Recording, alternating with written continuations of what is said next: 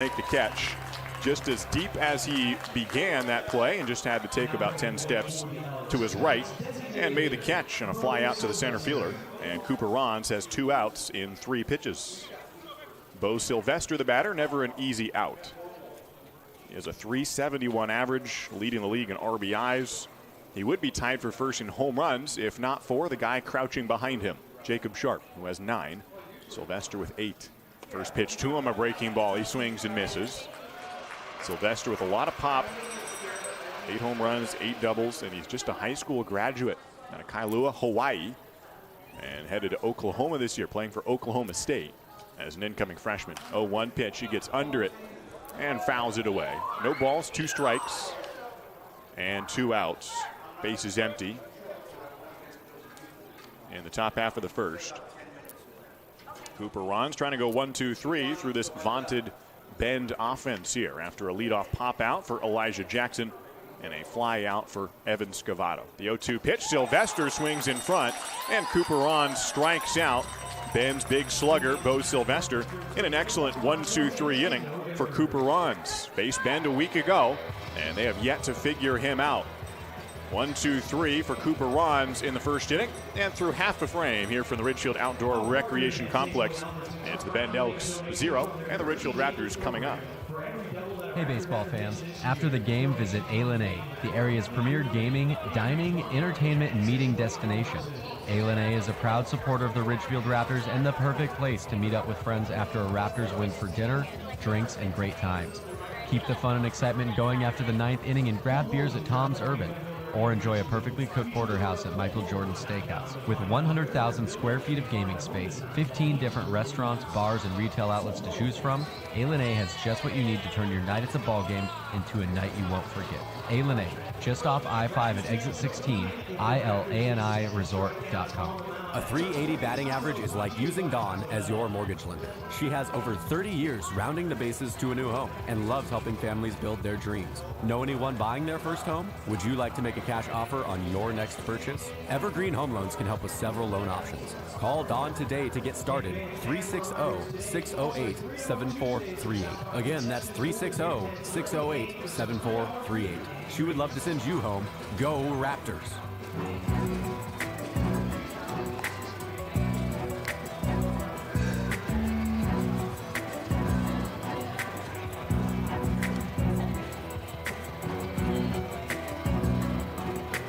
This game began just like it did last Tuesday against the Bend Elks, with Cooper Rons pitching a scoreless first inning. He went 5 scoreless against the Elks last Tuesday as Ridgefield won the series opener, but ultimately lost the series in Central Oregon to the Bend Elks. And now a chance for redemption as the Ridgefield Raptors tried to restart a winning streak. They had won a row against the Bend Elks dating back to 2019, but then they lost 2 in a row to finish the series last week. So on a 2-game losing streak against the Elks and on a 2-game losing streak overall, dropping the final 2 games against Cowlitz.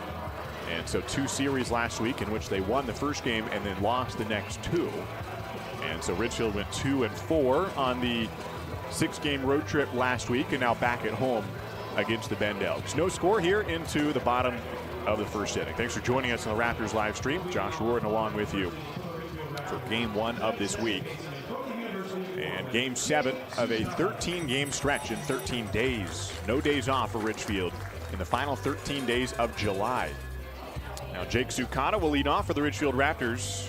Travis Wilker and Jacob Sharp will follow here in the bottom of the first. Bend is 7-8 in the second half. Ridgefield 8-7. Neck and neck in that category and the overall record. Jake Sukata takes the first pitch, and it's a strike from the right-hander Nate Freeman. Right-hander from UC Davis on the mound today for the Elks. His second start of the year, both of them against the Raptors. 0-1 pitch, Sukata loops it foul to the netting over the third base side, and it's 0-2. Sukata hitting .304 on the summer, and a leadoff hitter today for Chris Coda's squad. Coda in the third base coaching box, calling the offense today for the Raptors. The 2-strike pitch is inside, almost hit him. And ball 1 to the Aiea, Hawaii native. 1-2 to Jake Sukata. Ridgefield 24-17 overall, just a half game ahead of Bend. 1-2 pitch, Sukata gets under it, fly ball into center field. Jude Hall coming in a few steps and gets under it, puts it away, and a leadoff fly out by Jake Sukata. One away for Travis Welker, who steps in. In a scoreless ball game, bottom of the first. Ridgefield has won 9 series this year.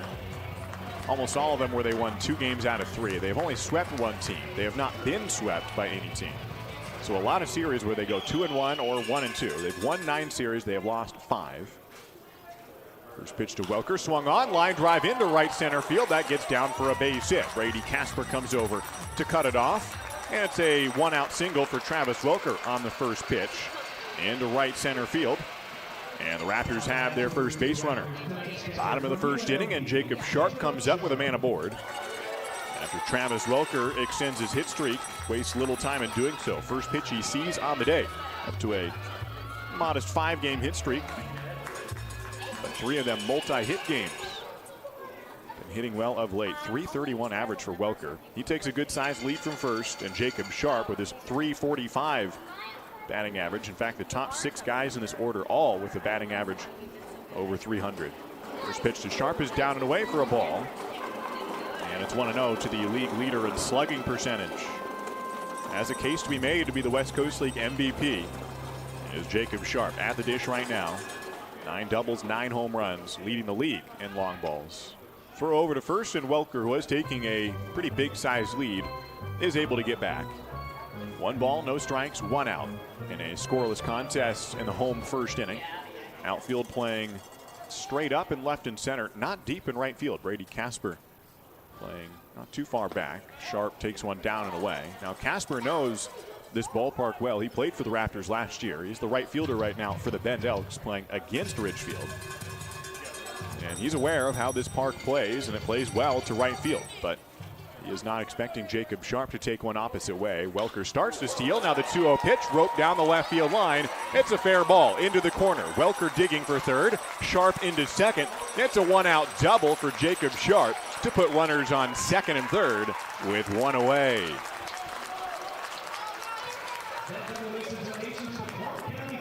Jacob Sharp torches a ball down the left field line on his first swing of the day. And Travis Welker scoots into third base on the play. Bottom of the first inning. And the table is set for the Raptors to take an early lead.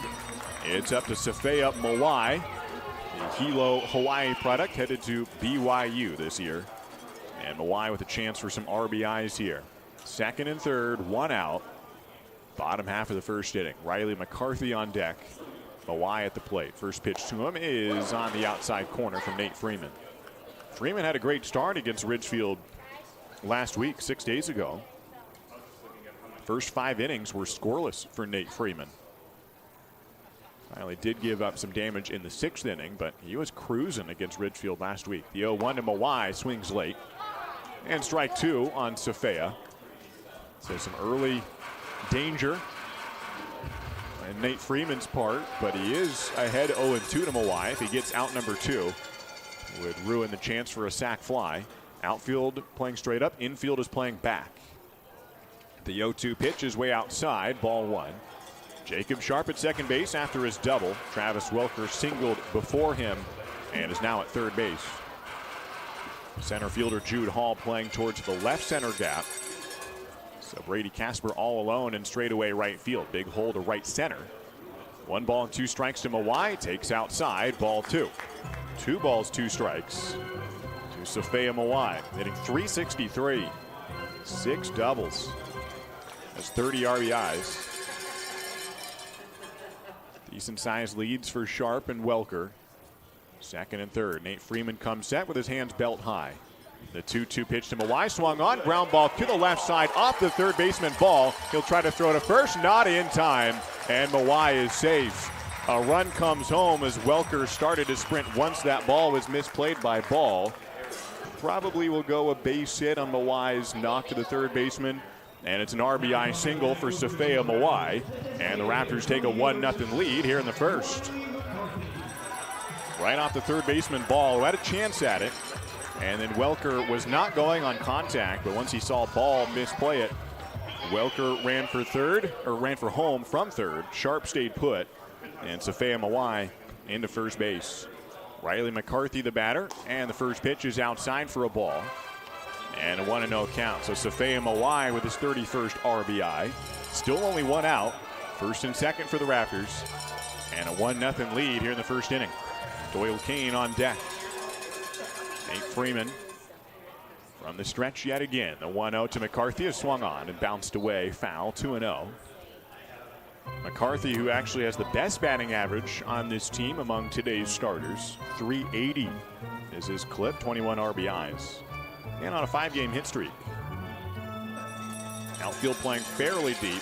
Middle infielders pinched towards second base bag. Corner infielders playing behind their respective bases. 1-1 the offering to Riley McCarthy. It's a breaking ball high and a throw down to second base. Sharp gets back on a good looking throw from Weber. Acted like he was throwing back to the pitcher, and Freeman lets it go over his head. But Sharp not fooled by the histrionics from Wilson Weber. And he's back safely into second base. Safea Mawai not being held on at first, taking his lead. Sharp at second, one away. 2-1 the count to McCarthy. Swings and a ground ball past Chris Cota in the third base coaching box. And strike two on the Vancouver native. Riley McCarthy plays for the University of Portland, as his college teammate Christian Cooney in left field, and his college teammate Evan Scavato at first base. Trying to score some of his collegiate summer teammates here. A 1-0 lead for the Raptors in the first. 2-2 the count to McCarthy. Swings and stays alive by hitting it behind home plate. A foul ball for Riley McCarthy. I was talking with Jake Sukata before this game about the reverse jinx I put on him. Mentioned, well, he could get his first home run of the year here yesterday, and then he did. The next swing popped one over the right field wall, and McCarthy said, hey, can you do the same thing for me? Can you reverse jinx me? We'll see. 2-2 pitch, a bouncer over the mound, fielded by the shortstop Jackson. Will throw to first in time, and a double play. Maybe the more normal jinx fashion in that case. My apologies to Riley McCarthy. But the Raptors do get a run. One score on 3 hits in the first inning. No errors, and 1 left aboard. And the Raptors take an early lead here in the first inning. 1-0 advantage for Cooper Rons and the Raptors. Stay with us. Ridgefield Main Street supports the Raptors and is dedicated to preserving the cultural heritage of downtown Ridgefield while advocating for its future. See you downtown and at ridgefieldmainstreet.com. The Ridgefield Raptors are back, where the entire family can watch top-level college baseball players live at the Rourke. Now, kids 12 and under get in free with a paid adult for all Sunday afternoon Raptors games. Enjoy local Southwest Washington baseball with the whole family this summer. Sunday games are at 105 and are presented by Peace Health and the Columbian. Come cheer on your Ridgefield Raptors all season long. Get your tickets now at ridgefieldraptors.com. Go Raptors! This is WSU Vancouver, Southwest Washington's only 4-year research university. Whether in person or via distance delivery, WSU Vancouver offers high-quality education and an employer-respected degree. You'll get a small school feel and the kind of place where you know you matter. Here, you'll get personalized education that brings out the best in you and inspires you to achieve your highest goals. Now, what are you waiting for? Apply today.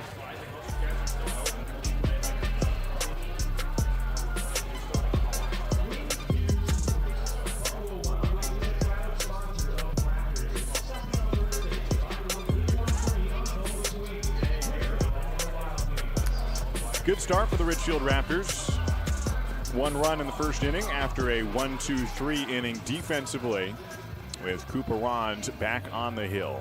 Thanks for joining us on the Raptors live stream. Josh Warden along with you for all 3 games of this Bend series, and then the Springfield set down in Lane County this weekend. 4 series remaining on the regular season, including this one, and they're big ones for the Ridgefield Raptors, angling towards a playoff berth. Cooper Rons back to work in the second inning. Wilson Weber swings and fouls the first pitch towards the third base side. And an 0-1 count on Wilson Weber. 1-0 the lead for the Ridgefield Raptors in the away second inning. And their cleanup hitter, Wilson Weber, leading off. A slider that gets Weber to bounce it foul again, hitting both balls foul, topping both of them behind home plate.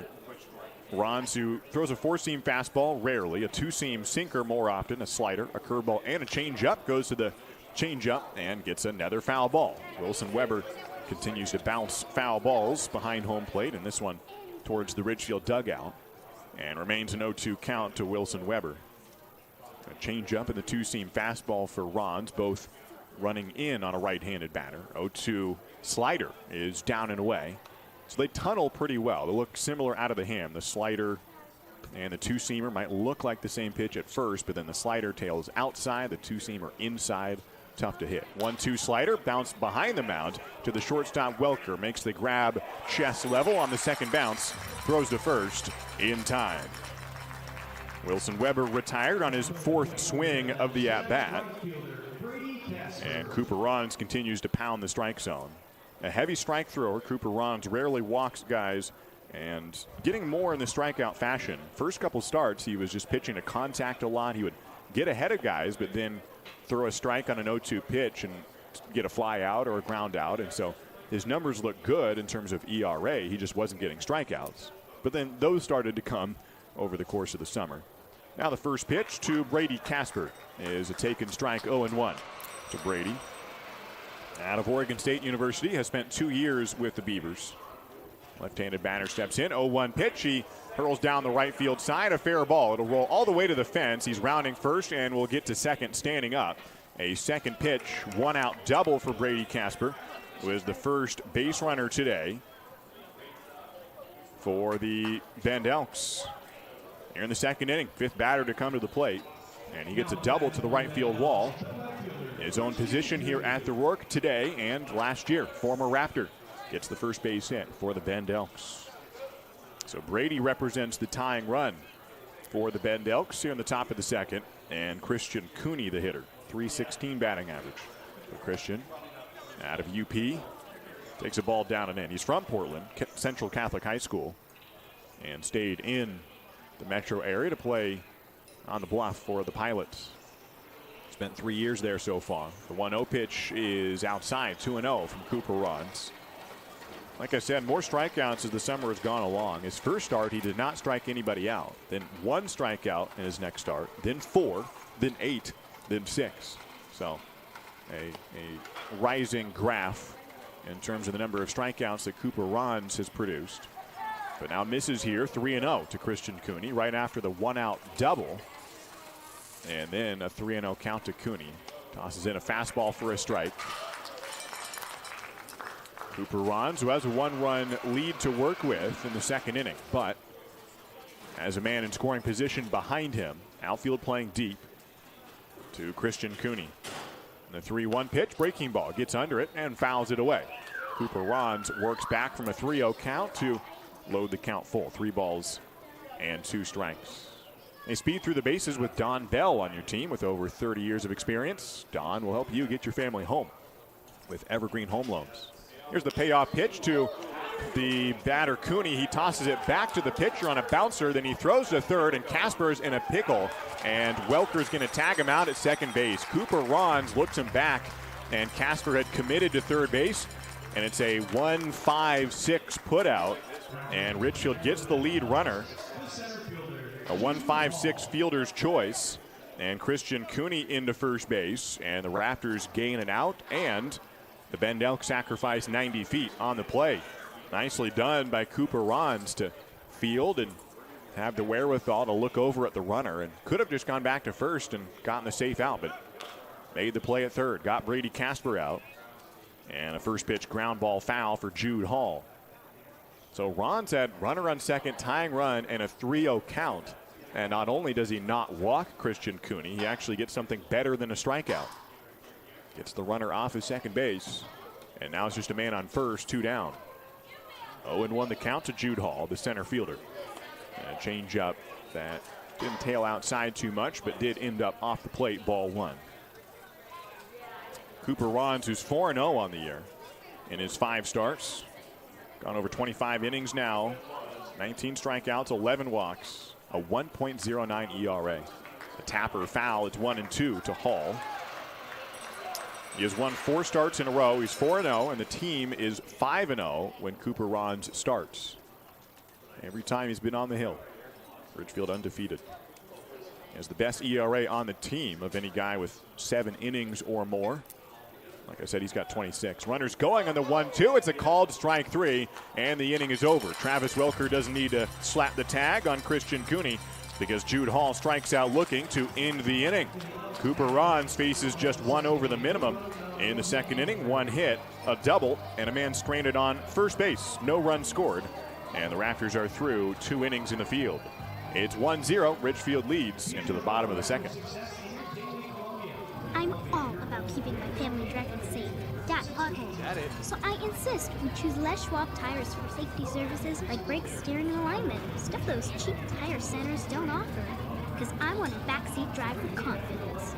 Dad, speed check. Hit the road safely with Les Schwab and save up to $150 when you buy select tires with financing. Les Schwab Tires, celebrating 70 years of doing the right thing. Limited time offer. Terms and conditions apply. See leschwab.com/sale for details. Ridgefield Main Street is working to keep our small town charm intact while enhancing the economic opportunities for businesses located in our downtown. Follow Pioneer Street West to experience the heart of Ridgefield.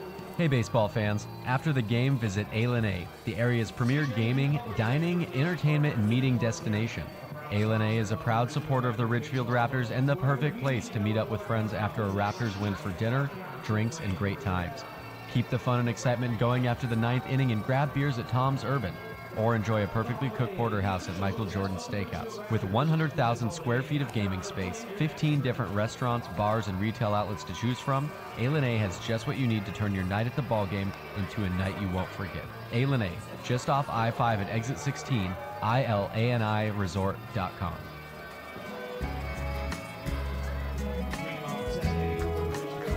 Bottom of the second inning here at the Ridgefield Outdoor Recreation Complex. And Doyle Kane will lead off with a 1-0 lead for the Ridgefield Raptors. Into the home half of the second. Nate Freeman back on the mound. And the Raptors in front trying to extend the 1-0 lead. First pitch to Doyle Kane is a called strike. And the bottom of the second underway. Well, it's time for a congratulations to the Kane brothers. They've been working on it for a while this whole summer, working on their next home, and now they have it as Doyle takes the next pitch high, 1-1.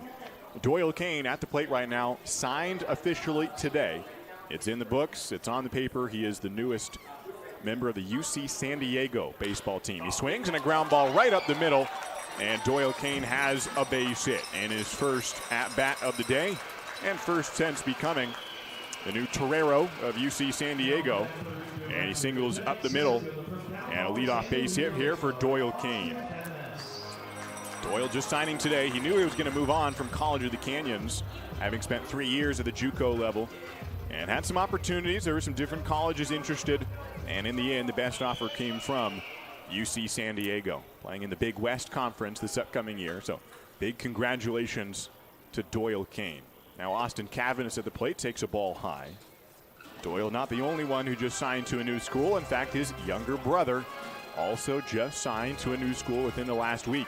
Mikey Kane, who is coming up 9th in the lineup today. He's in the hole currently. Alex Sepulveda on deck, and then Kane would be next. 1-0 pitch, and Cavanis lifts to left field. Cooney going back towards the gap. He's able to get there and make the catch. Doyle Kane retreats to first base. And a fly out for Austin Cavanis, and Alex Sepulveda will come up. Sepulveda is transferring to College of the Canyons this year. He will not overlap with Mikey Kane, who is transferring from College of the Canyons this year, as is Doyle Kane. So the guy at first base, the guy at the plate, and the guy on deck are all going from or going to College of the Canyons down in Santa Clarita. As Sepulveda takes the first pitch inside. Chris Cota, the head coach at College of the Canyons and the head coach of the Ridgefield Raptors, will exchange the Kane brothers for Alex Sepulveda and others. Obviously more movement in the college rosters, but there's 3 Raptors right here. The second pitch is a strike. It's 1-1. But Mikey Kane on deck. Now he's not headed to UC San Diego. They both just signed this past week. Doyle today to UC San Diego, but Mikey has a different home this year. The 1-1 pitch to Sepulveda is a called strike. Mikey, who's on deck right now, had some opportunities. He was committed to USC, but they had a coaching change. Jason Gill got let go, and so he had the opportunity to look elsewhere if he was interested, and had some interest and decided to switch.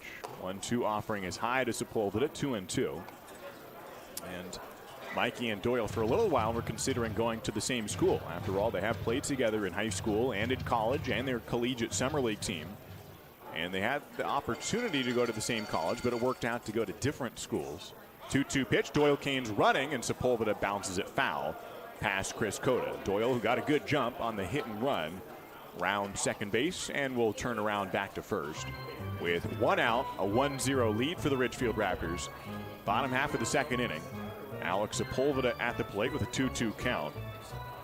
And a .235 batting average on the year to his name. Middle infielders in double play depth. Sepulveda grounds one right at the second baseman. Trotsky turns around, throws to short, and Jackson, the turn on to first, is in time. 2 straight double plays to end the first and the second innings. This one a 4-6-3 twin killing, and Mikey Kane will not get an at-bat here in the bottom of the second.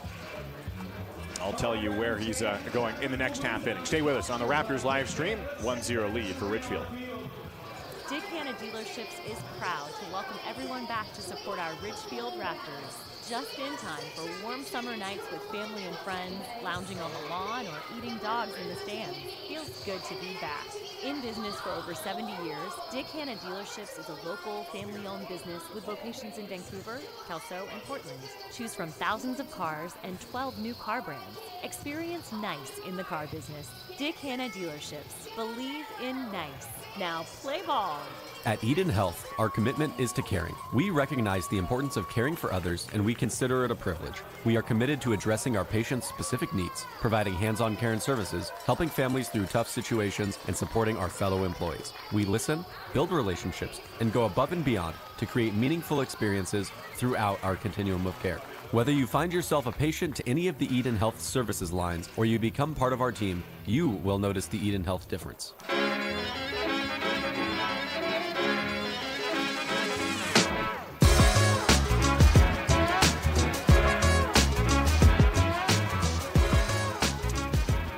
Two innings in the books here from the Ridgefield Outdoor Recreation Complex. On to the top of the third. Ridgefield leads it 1-0.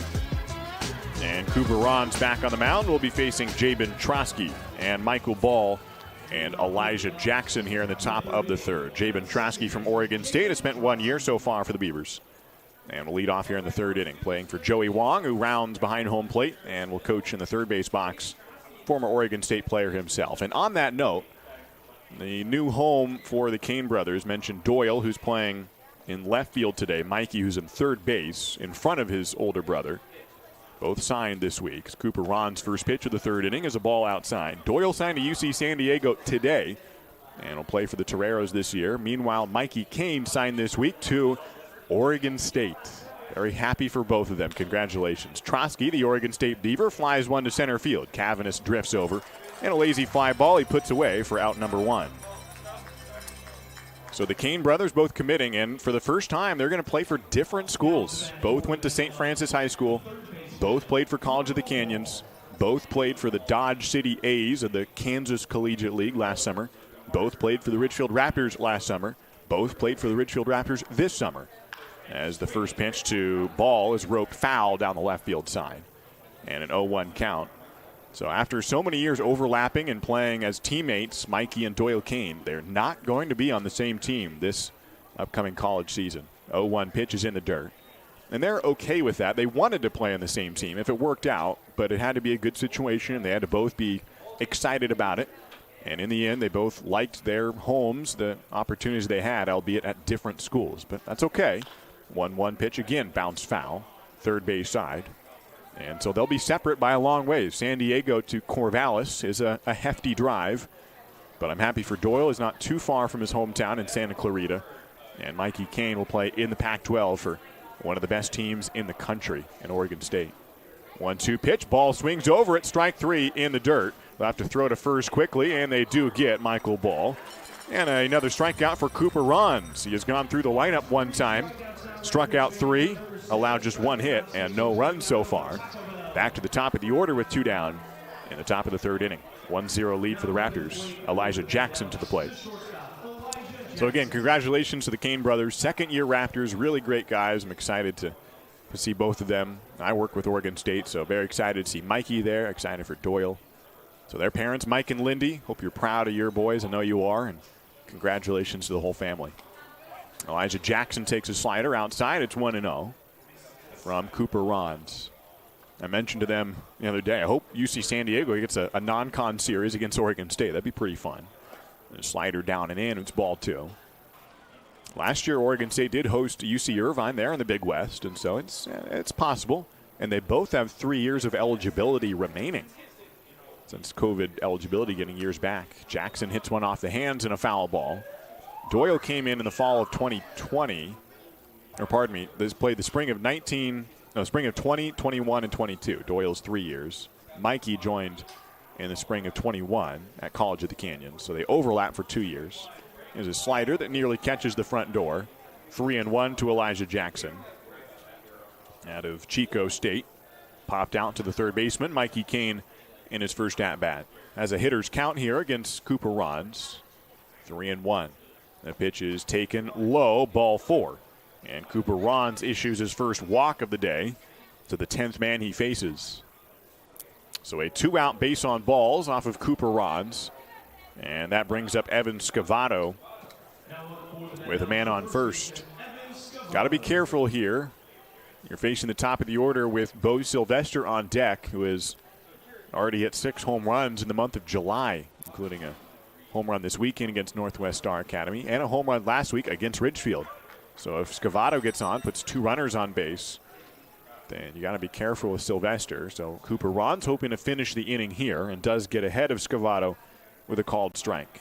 Scavato from the University of Portland. The 0-1 to him is outside. And 1-1 to Scavato, who had 4 hits in the first Ridgefield series.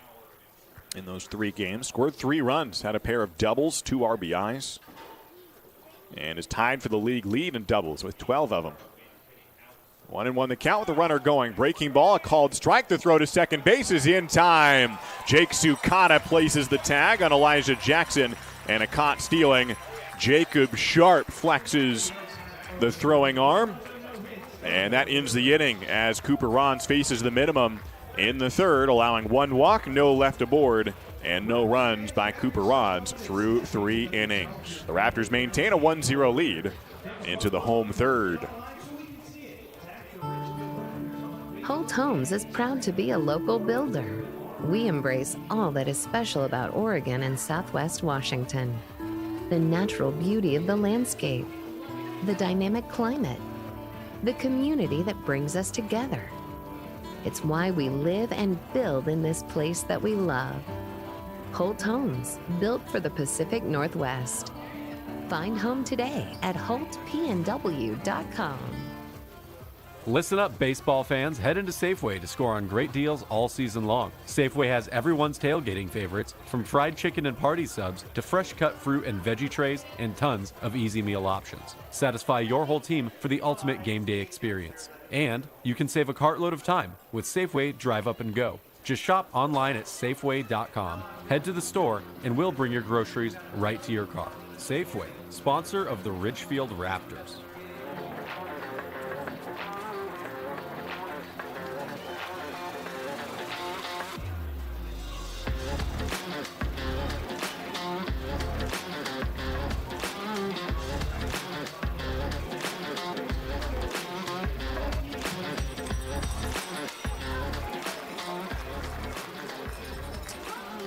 To the bottom of the third inning here at the Ridgefield Outdoor Recreation Complex, with the Raptors 1/2 game ahead of Bend in the standings. So the winner of this game will be in front of the other at the conclusion of the contest. Bottom of the third, Mikey Kane swings to the first pitch and lofts it into shallow left field. Elijah Jackson drifting back, and the shortstop puts it away. And a first pitch pop out for Mikey Kane. And there's one away here in the third. Nate Freeman has gone through the lineup 1 time and allowed 1 run. The Raptors lead it 1-0.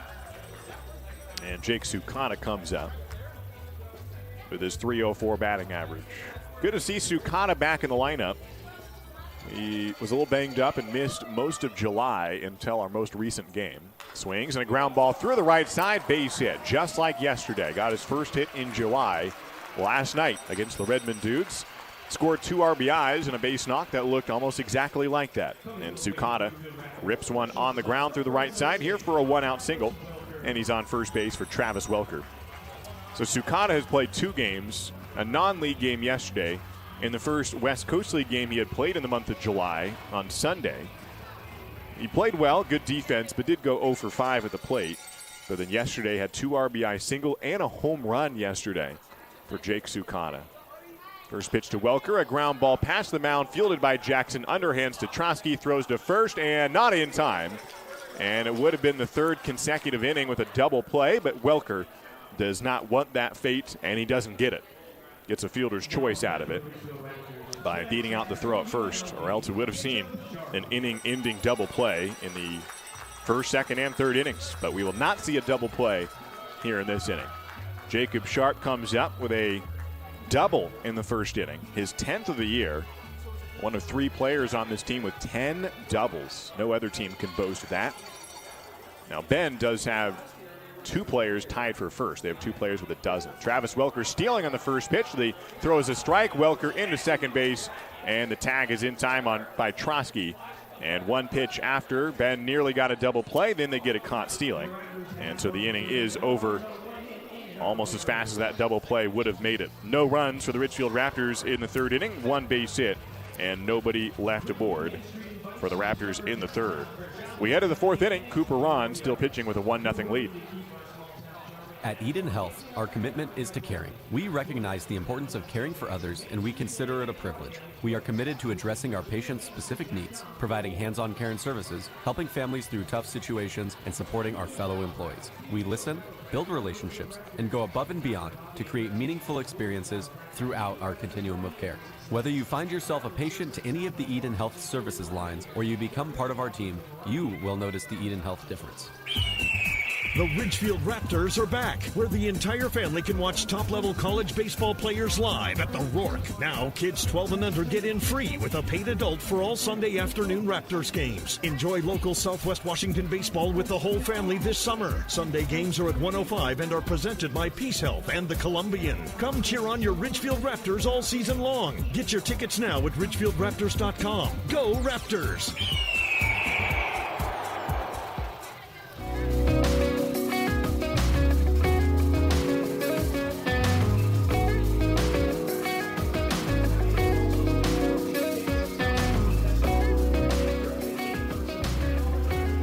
Pretty fast game so far through 3 innings from the Ridgefield Outdoor Recreation Complex.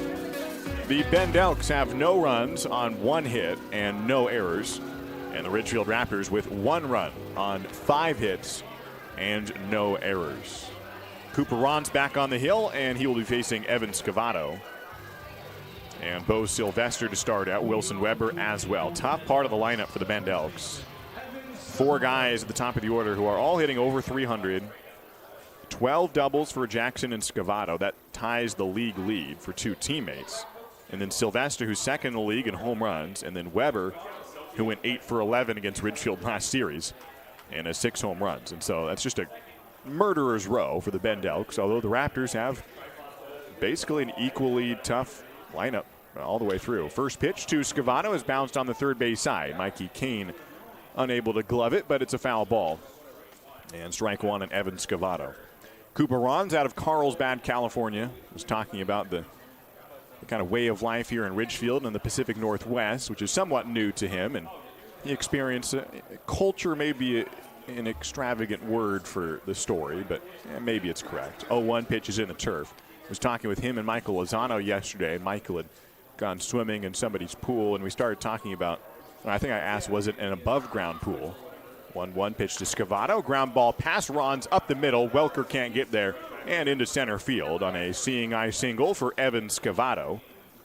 After he had come up last inning, had 2 strikes on him, but a runner caught stealing made him come up to lead off this inning, and he singles up the middle for a leadoff base hit. Bo Sylvester is up next. Well, I mentioned about above-ground pools, and Cooper Ron's kind of had to ask, do they have those up here? And then he said something it just befuddled me. He said, I've never seen one of those before. I said, what? You've never seen an above-ground pool? He said, never once. Bo Sylvester swings at the first pitch. Jacob Sharp can't find it, but it's on the white turf right next to him, and the runner holds. Scavato at first, nobody out. Top of the 4th, a 1-0 lead Cooper Rons, who's from Carlsbad, California. And as he says, everyone in SoCal is, if they have pools, they're in-ground pools. And he said, I've literally never seen an above-ground pool. I said, you got to be kidding me. You know what they are, right? He said, sure, I know what they are. I've just never seen one in person. And it's part of Pacific Northwest culture. Not that everyone has above-ground pools here, but at least some. But that's SoCal life for you. And I told Cooper, I'm going to say that on the air tomorrow. He said, good, you can share that. So a little SoCal action coming up to Southwest Washington. You learn something new. Baseball takes you all over the world. 0-1 pitch, and Sylvester gets a hold of it off the pole down the left field side in foul ground. And it bounces back into left field on the foul ball. It's 0-2 to Bo Sylvester. He is on a 16-game hit streak. He extended during the Ridgefield series and went 5 for 11 against the Raptors last week, scoring 4 runs, a double and a home run. A throw over to first, and Scavato is back. Nobody out, tying run at first in the top of the 4th. Sylvester, the incoming freshman at Oklahoma State, is leading the league in RBIs and might set the all-time record. 0-2 pitch is high and away up for a ball. He has 43 RBIs. The next closest right now is 35, so he has a firm hold on the RBI leader. Last year, Caden Connor had 51 RBIs. That tied the West Coast League record in a single season. Caden Connor, the Ridgefield Raptor. The Sylvester check swing, and he fouls it away. Barely even brought the salmon-colored bat off his shoulder, and it clipped the barrel and goes behind home plate to keep the count at 1-2.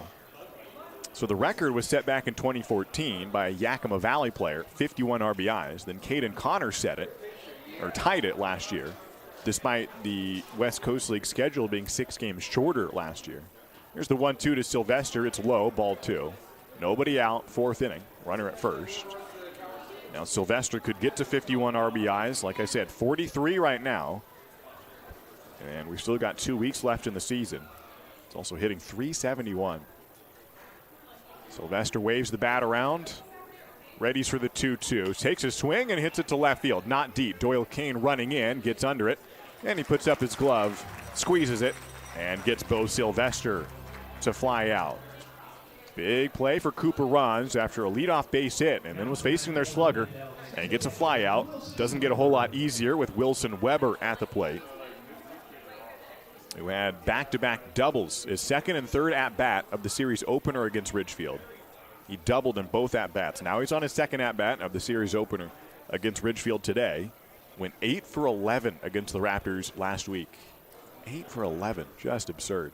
First pitch to him here with the runner going. It's down for a ball. The throw is in time. Sukata places the tag on Evan Scavato, and he is caught stealing at second base as Jacob Sharp guns him down, picking that ball off the turf, and he threw it easily in time to get Scavato. Jacob Sharp has gunned down 2 runners today. One by Jackson, one by Scavato, and the bases are empty with 2 down. Now another pitch low. It's 2-0. Jacob Sharp picking up for his battery mate. Cooper Rons has only allowed 3 base runners today, and all 3 of them, he's allowed 2 hits and a walk. All 3 of them have gotten out on the base paths. Brady Casper doubled, but then was thrown out on a ground ball at third, and then the other 2 guys who reached first were caught stealing. So Bend not able to capitalize. Here's the 3-0 pitch, and Weber swinging away and fouls it back. He did have a home run against Ridgefield last week, and it was on a 3-0 count. He again swings at a 3-0 pitch, but fouls it back. 2 down, and base is empty. 3-1 pitch is outside for a ball, and Weber draws a 2-out walk. Just like last inning, a 2-out walk to put a man at first. Jackson was caught stealing, and now Weber at first for Brady Casper.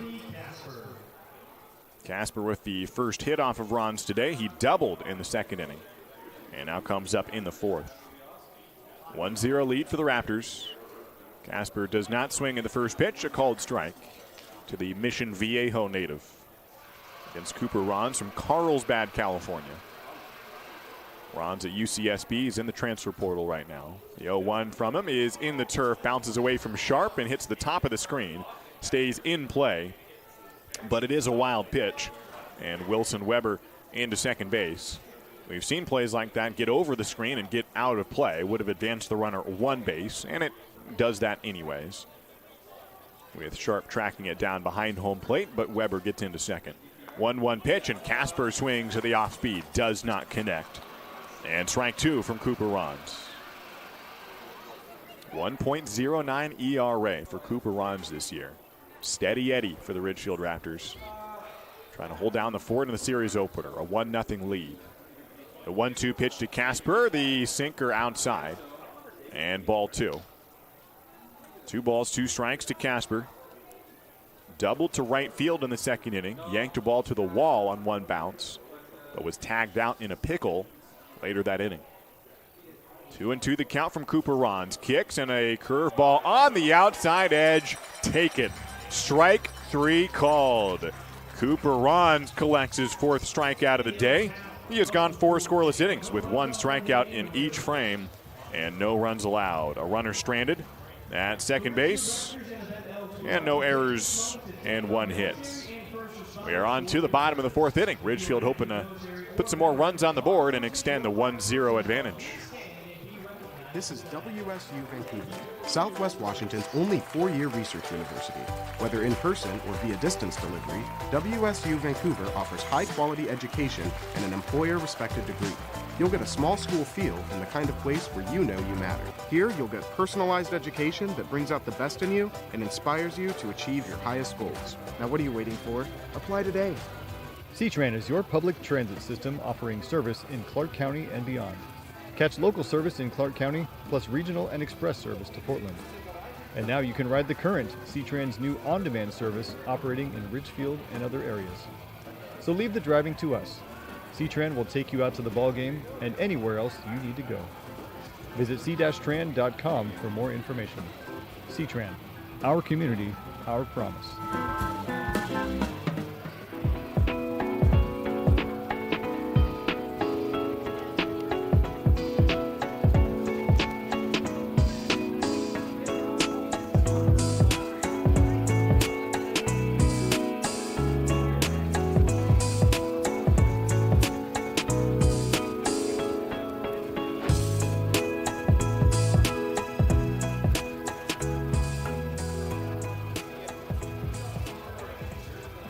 Nate Freeman back on the mound against the Ridgefield Raptors. It'll be Jacob Sharp to lead off for Ridgefield. A 1-0 lead for the Raps in a playoff-type battle. These two teams could be facing off in the postseason.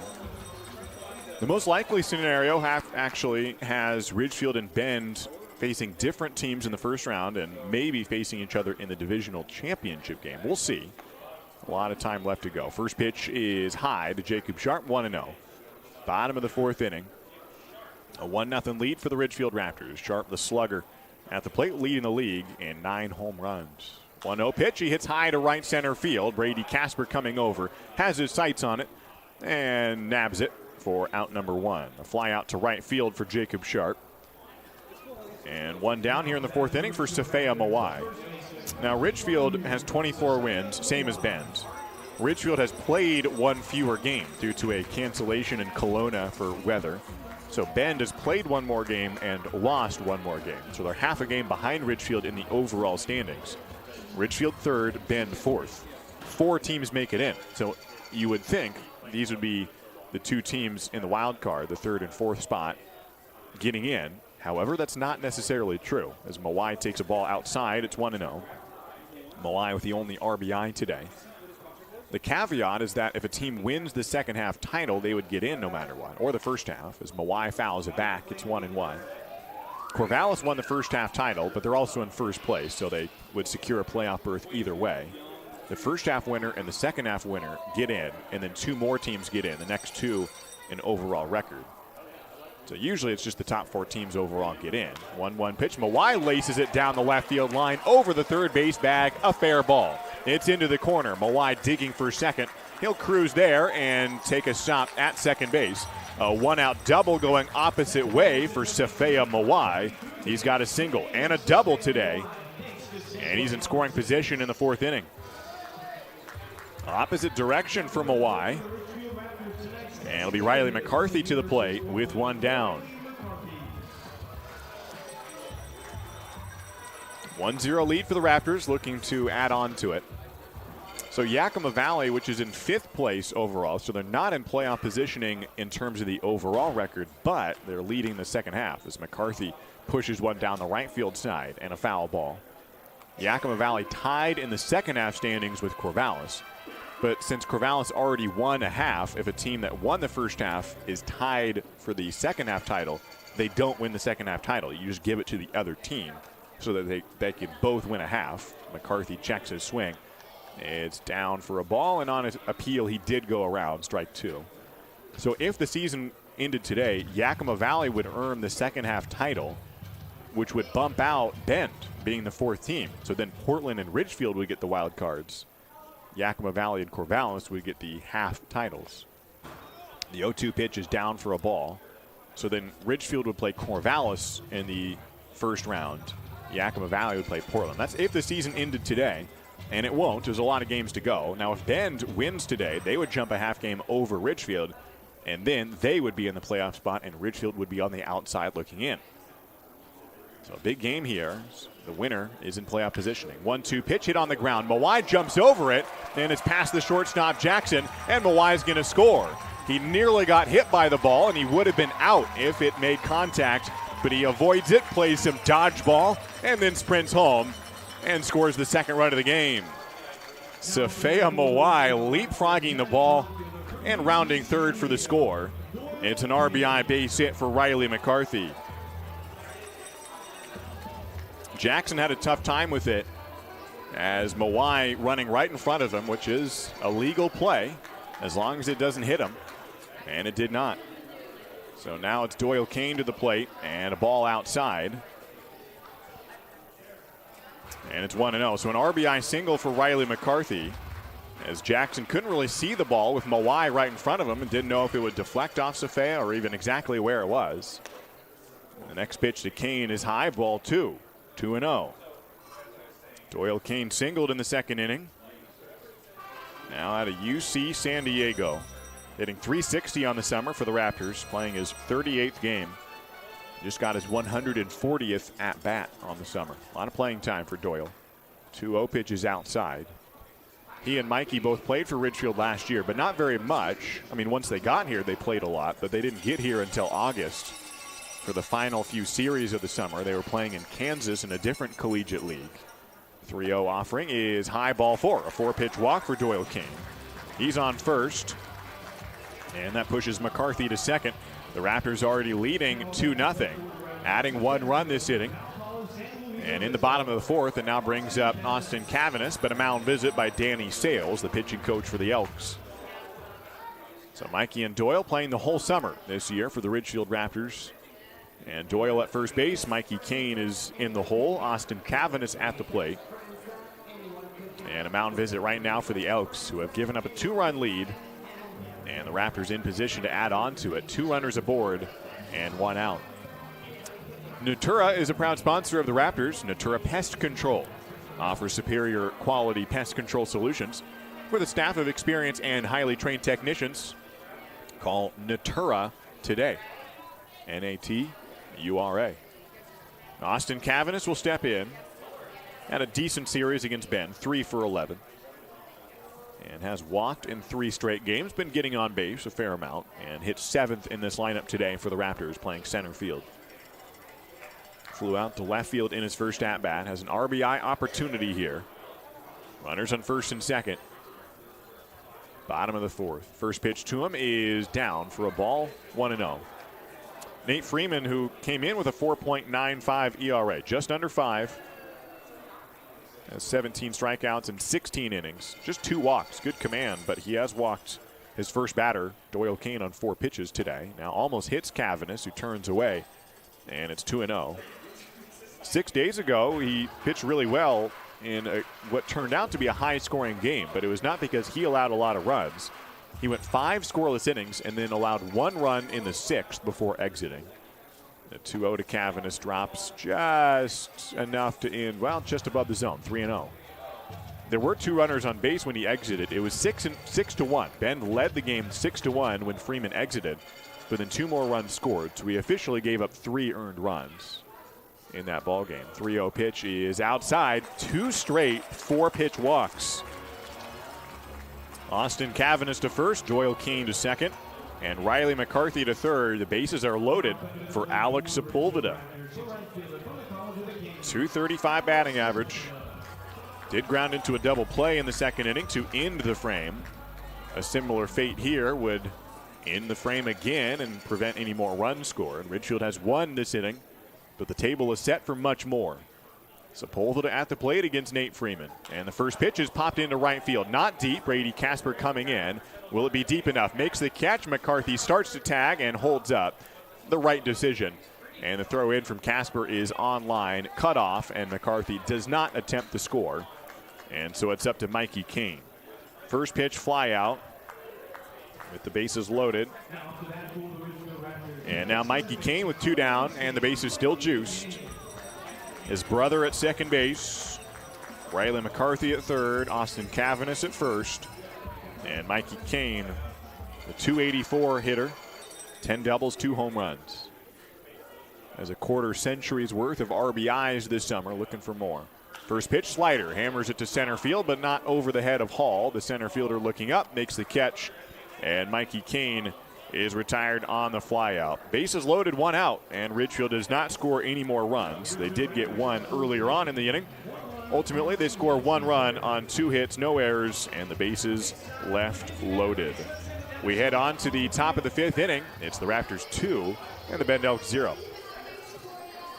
A .380 batting average is like using Dawn as your mortgage lender. She has over 30 years rounding the bases to a new home and loves helping families build their dreams. Know anyone buying their first home? Would you like to make a cash offer on your next purchase? Evergreen Home Loans can help with several loan options. Call Dawn today to get started. 360-608-7438. Again, that's 360-608-7438. She would love to send you home. Go Raptors. I'm all about keeping my family driving safe. Dad, pothole. Got it. So I insist we choose Les Schwab tires for safety services like brakes, steering, and alignment. Stuff those cheap tire centers don't offer. Because I want a backseat drive with confidence. Dad, speed check. Help maximize your mileage with a free safety check. Just swing by. Les Schwab Tires, celebrating 70 years of doing the right thing. Applies to passenger cars, SUVs, and light trucks only.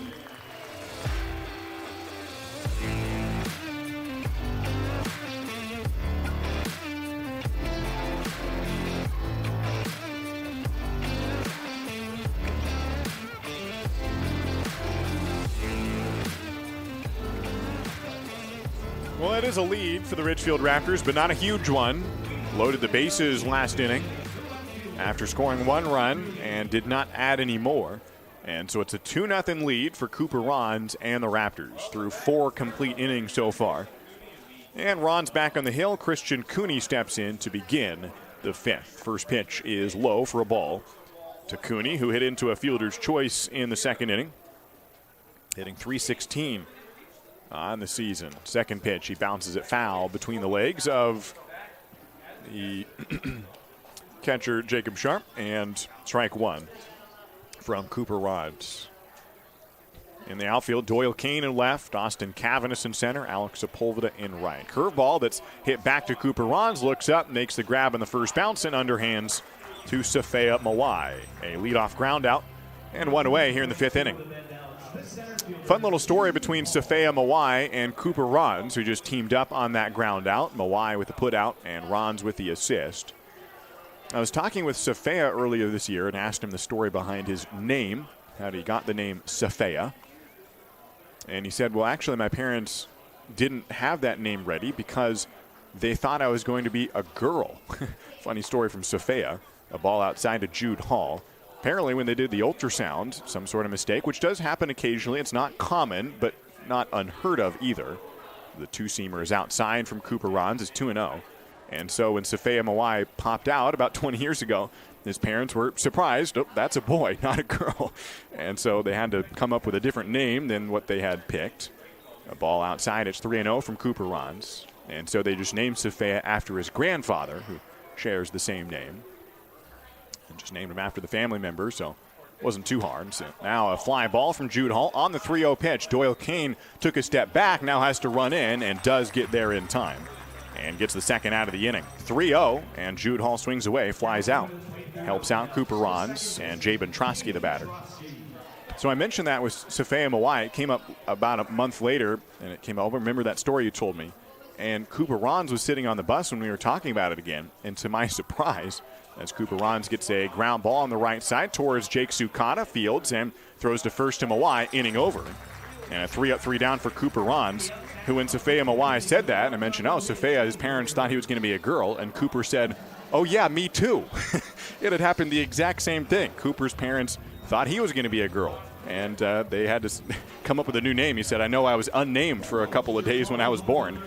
I've never heard that. I mean, I know it happens sometimes. They're the first two guys I've ever met, and they're both playing for the Ridgefield Raptors and playing well today. 5 scoreless innings for Rons, and the Raptors lead at 2-0 into the bottom of the 5th.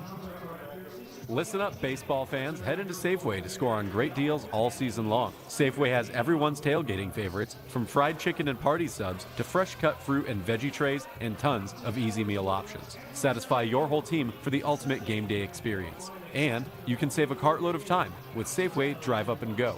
Just shop online at Safeway.com, head to the store, and we'll bring your groceries right to your car. Safeway, sponsor of the Ridgefield Raptors. Are you looking for a career that's team-oriented with great pay and great benefits? Then look no further than C-Tran.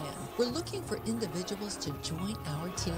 We offer paid vacations, holidays, and sick days, plus exceptional medical and dental coverage, educational assistance, a paid fitness program, course retirement, and so much more. Be a part of C-Tran's diverse family, where we put the care back in career. Check us out at c-tran.com/careers.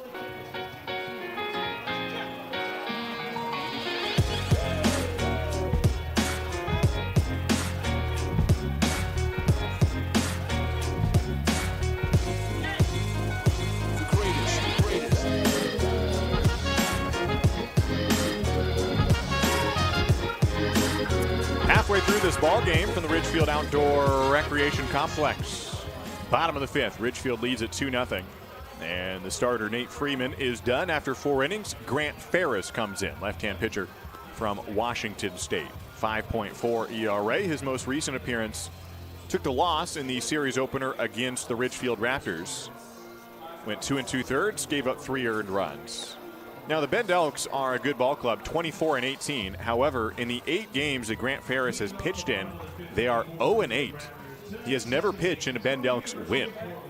Even though the Elks, in games that Ferris has not pitched in, they're 24-10. But in games that he does pitch in, and I'm not blaming him for that, his ERA, although not great, is not terrible, 5.4. He's not the reason that they have lost all 8 games, although he did get the loss 3 of those times as the decision. He's into the game, and Jake Sukata steps in, and the first pitch is down and away. 2-0 lead for the Raptors. Sukata at the plate, top of the order in the home 5th inning. The 1-0 pitch to Sukata is swung on, and a fly ball shallow right field. Brady Casper jogging in. He gets under and makes the grab, and a fly out for Sukata, who's now 1 for 3. Travis Welker, the batter. Good start to the series. And I like having 2 series almost back-to-back. 1 week later, we play again. So you get familiar with these 2 teams. And 2 different ballparks. Ridgefield won the first game, lost the next 2.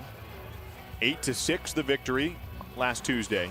Then a 10-9 loss and a 5-3 loss. Welker steps in. A first pitch strike from Ferris. So in this series, Ridgefield was outscored by just 1 run, but did lose 2 of the 3 games. The 0-1 offering to Welker is swung on. A line drive over Trotsky and into right center field. Base hit for Travis Welker.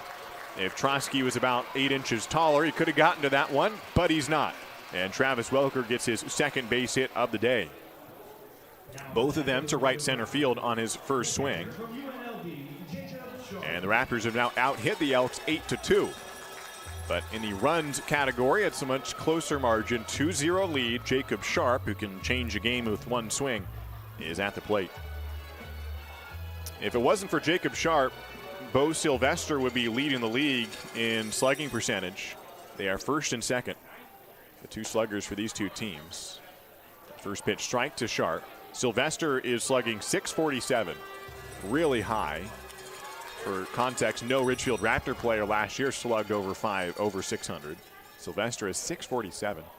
But Jacob Sharp is slugging 664. He's in first place in the league. So we got the top two guys in slugging percentage in this series, both batting third in their respective lineups. Second pitch is a ball. It's a 1-1 count. Sharp then takes on the outside corner for a strike. He does lead the league with 9 home runs. Has not hit one on the road. Did not have one in Central Oregon against the Elks, but he does have 9 home runs at home. The 1-2 pitch to Sharp is way outside, gets away from Weber, and Travis Welker can motor to second base on a wild pitch. So a runner in scoring position for the Raptors, who scored 1 run last inning. Scored 1 in the first, whereas Cooper Rons has thrown 5 scoreless innings so far.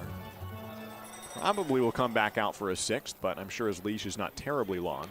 A high fastball and outside. Ball 3 to Jacob Sharp, who doubled in the first inning down the left field line, flew out to right field in his second at-bat. He's 1 for 2. His 10th double of the year. Payoff pitch to Jacob Sharp from Grant Ferris. Swung on and a high fly ball to right field. Pretty deep. Brady Casper back to the warning track, to the wall. See ya later. Jacob Sharp is the first West Coast League player this summer, and the first since 2019 to notch double-digit home runs. Jacob Sharp leaves the yard for a 2-run jack.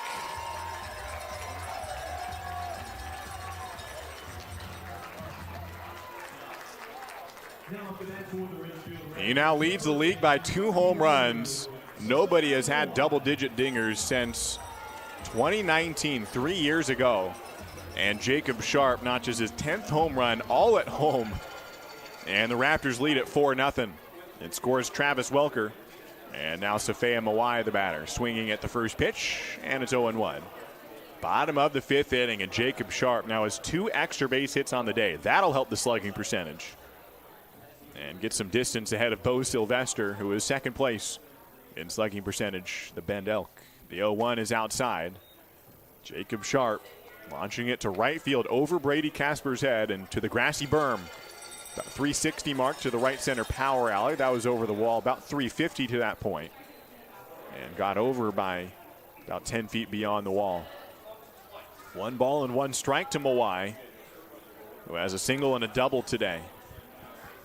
Bottom of the 5th with 1 away. The next pitch to him is yanked outside, ball 2.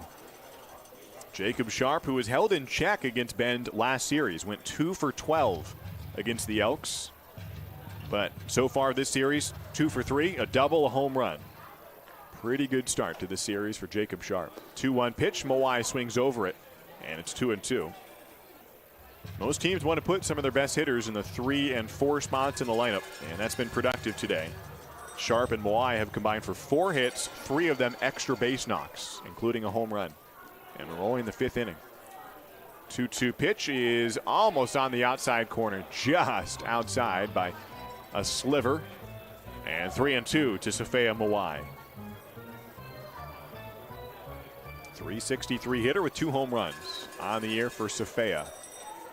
The payoff pitch to him is taken off the outside corner, ball 4. He takes 2 pitches that barely missed off the plate, and he earns a walk out of it. And with 1 out, Riley McCarthy will be next with a man on first. 4-0 lead for Ridgefield. In a game between the 3rd and 4th place teams. Ridgefield a half game in front of Bend. Bend looking on the outside in on the playoff picture. Ridgefield looking from the inside out. And now Grant Ferris is going to receive a mound visit from Danny Sales. He just entered the ball game this inning. Got a leadoff fly out, but then a single, a home run, and a walk. And Riley McCarthy is up next. Hey fans, Ridgefield Main Street invites you to discover downtown for shopping, dining, exploring the arts. We're working to keep our small town charm intact while enhancing economic vitality. Join us for downtown tailgates, Main Street Day, and Friday Night Flicks. Visit ridgefieldmainstreet.com. Bottom of the 5th inning. Jacob Sharp homers for his 27th and 28th RBIs on the year. And he continues to make a case for West Coast League MVP. It's a tight race. Last year, there was a runaway obvious candidate with Travis Bazana winning MVP honors. But Jacob Sharp putting up some similar numbers. Not quite as high in the batting average. Bazana hit .429 last year to set the West Coast League record. Whereas Trent Prokes is hitting .413 this year and is the reigning West Coast League Player of the Week, announced yesterday. So congratulations to Prokes. Riley McCarthy at the plate after the mound visit. Grant Ferris back and misses inside for a ball. A walk to get Mawai at the plate, or at first, I mean. McCarthy at the plate. Ridgefield has drawn 2 walks today, both of them last inning, both on 4 pitches. Neither of them led to a run. The 1-0 to McCarthy is taken for a strike. Now Ridgefield hoping to turn that walk into an insurance run, already leading 4-0. But the Bend Elks are the top team in the league offensively. And so no lead is safe against this Bend Elks ball club. The 1-1 pitch to McCarthy is past his legs. Safea Mawai digs into second base. And a wild pitch that almost hit McCarthy. And Mawai into second on the wild pitch. McCarthy got out of the way of it. 2-1 the count to Riley with 1 away. Here comes Ferris with a fastball. McCarthy barrels it up to center field. Jude Hall going back to the warning track, jumps up, it's over his head and bounces off the batter's eye. Mawai will round third, he'll come home. McCarthy into second base. He doubles to straightaway center. He gets another RBI. He has batted in Safea Mawai twice today, and the Raptors take a 5-0 lead. McCarthy, who had 5 RBIs in a game last week against the Bend Elks, has RBIs in back-to-back at-bats. This one off the wall in center field. And he cruises into second base, swapping places with Safea Mawai. It's 5-0 and a 3-run inning for the Raptors here in the bottom of the 5th. Now it's Doyle Kane to the plate. And the first pitch to him is a called strike. There is some activity in the Bend bullpen. The left-hander out there warming up. Here comes Ferris and gets a foul ball directly into the screen off of Doyle Kane's bat.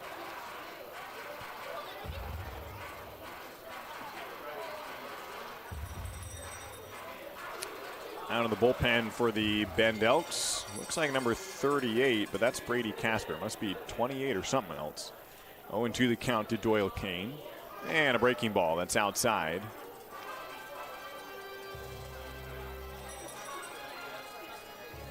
Runner at second is Riley McCarthy. 5-0 lead for the Raptors. Scoring 3 runs this inning. The 1-2 offering to Doyle Kane is high on the heater. Ball 2. 2-2. Doyle Kane got down 0-2. Works back to even the count.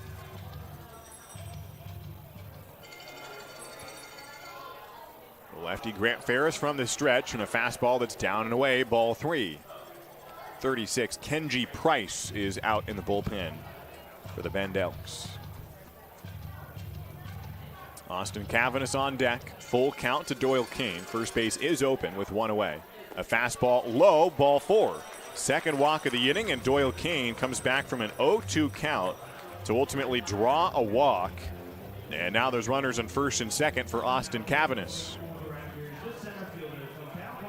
Cavanis, who has walked in 4 straight games, including a base on balls last inning. And he is the 7th batter to come to the plate, and there's still only 1 out. And the only out was made to the leadoff man. The last 5 guys have reached in a row. Welker singled, Sharp homered, Mawai walked, McCarthy doubled, and Kane walked. Now Cavanis to the plate, and a 2-seam fastball for a strike from Grant Ferris. Austin Cavanis hitting .275. And looking to extend the 5-0 lead. Ridgefield out hitting Bend 10-2. The 0-1 pitch to Cavanis is a fastball in on the hands. He pops it up. Playable for Jabin Trotsky. An infield fly is called. And Trotsky puts it away anyways. And Cavanis is out. And 2 down for Alex Sepulveda. Sepulveda was going through a little rough streak the last couple of weeks. He was hitting over 300, but then had a stretch where he went 22 straight at-bats without a base hit. but he snapped that 0 for 22 streak in style. The last game takes a strike here. It's 0-1 to Alex out of Reseda, California, playing for LA Mission College last year. Came in as a pinch runner on Sunday in Longview and then got 3 at-bats the rest of the game and went 3 for 3. Makes a ball high, it's 1-1. So he snaps an 0 for 22 streak, goes 3 for 3 with a double and 2 RBIs. Really good game for Alex Sepulveda to end that slide. He is 0 for 2 today. The 1-1 pitch is taken and sent to high left field. Coming in is Cooney. On a long run, he comes in and hangs on, making the catch just behind Jackson, the shortstop. And he makes the grab to put away the Raptors in the 5th inning. 3 runs come in on 3 hits, no errors, 2 left aboard. And the Raptors add on to the lead. It's 5-0 through 5 innings. Cooper Rons is done, and Andy Evans is going to come in out of the bullpen for the Raptors in the 6th inning. So it's up to the relievers for the Ridgefield Raptors to take care of the final 4 innings from the Rourke. Are you looking for a career that's team-oriented with great pay and great benefits? Then look no further than C-Tran. We're looking for individuals to join our team. We offer paid vacations, holidays, and sick days, plus exceptional medical and dental coverage, educational assistance, a paid fitness program, plus retirement, and so much more. Be a part of C-Tran's diverse family, where we put the care back in career. Check us out at c-tran.com/careers. Holt Homes is proud to be a local builder. We embrace all that is special about Oregon and Southwest Washington. The natural beauty of the landscape, the dynamic climate, the community that brings us together. It's why we live and build in this place that we love. Holt Homes, built for the Pacific Northwest. Find home today at holtpnw.com.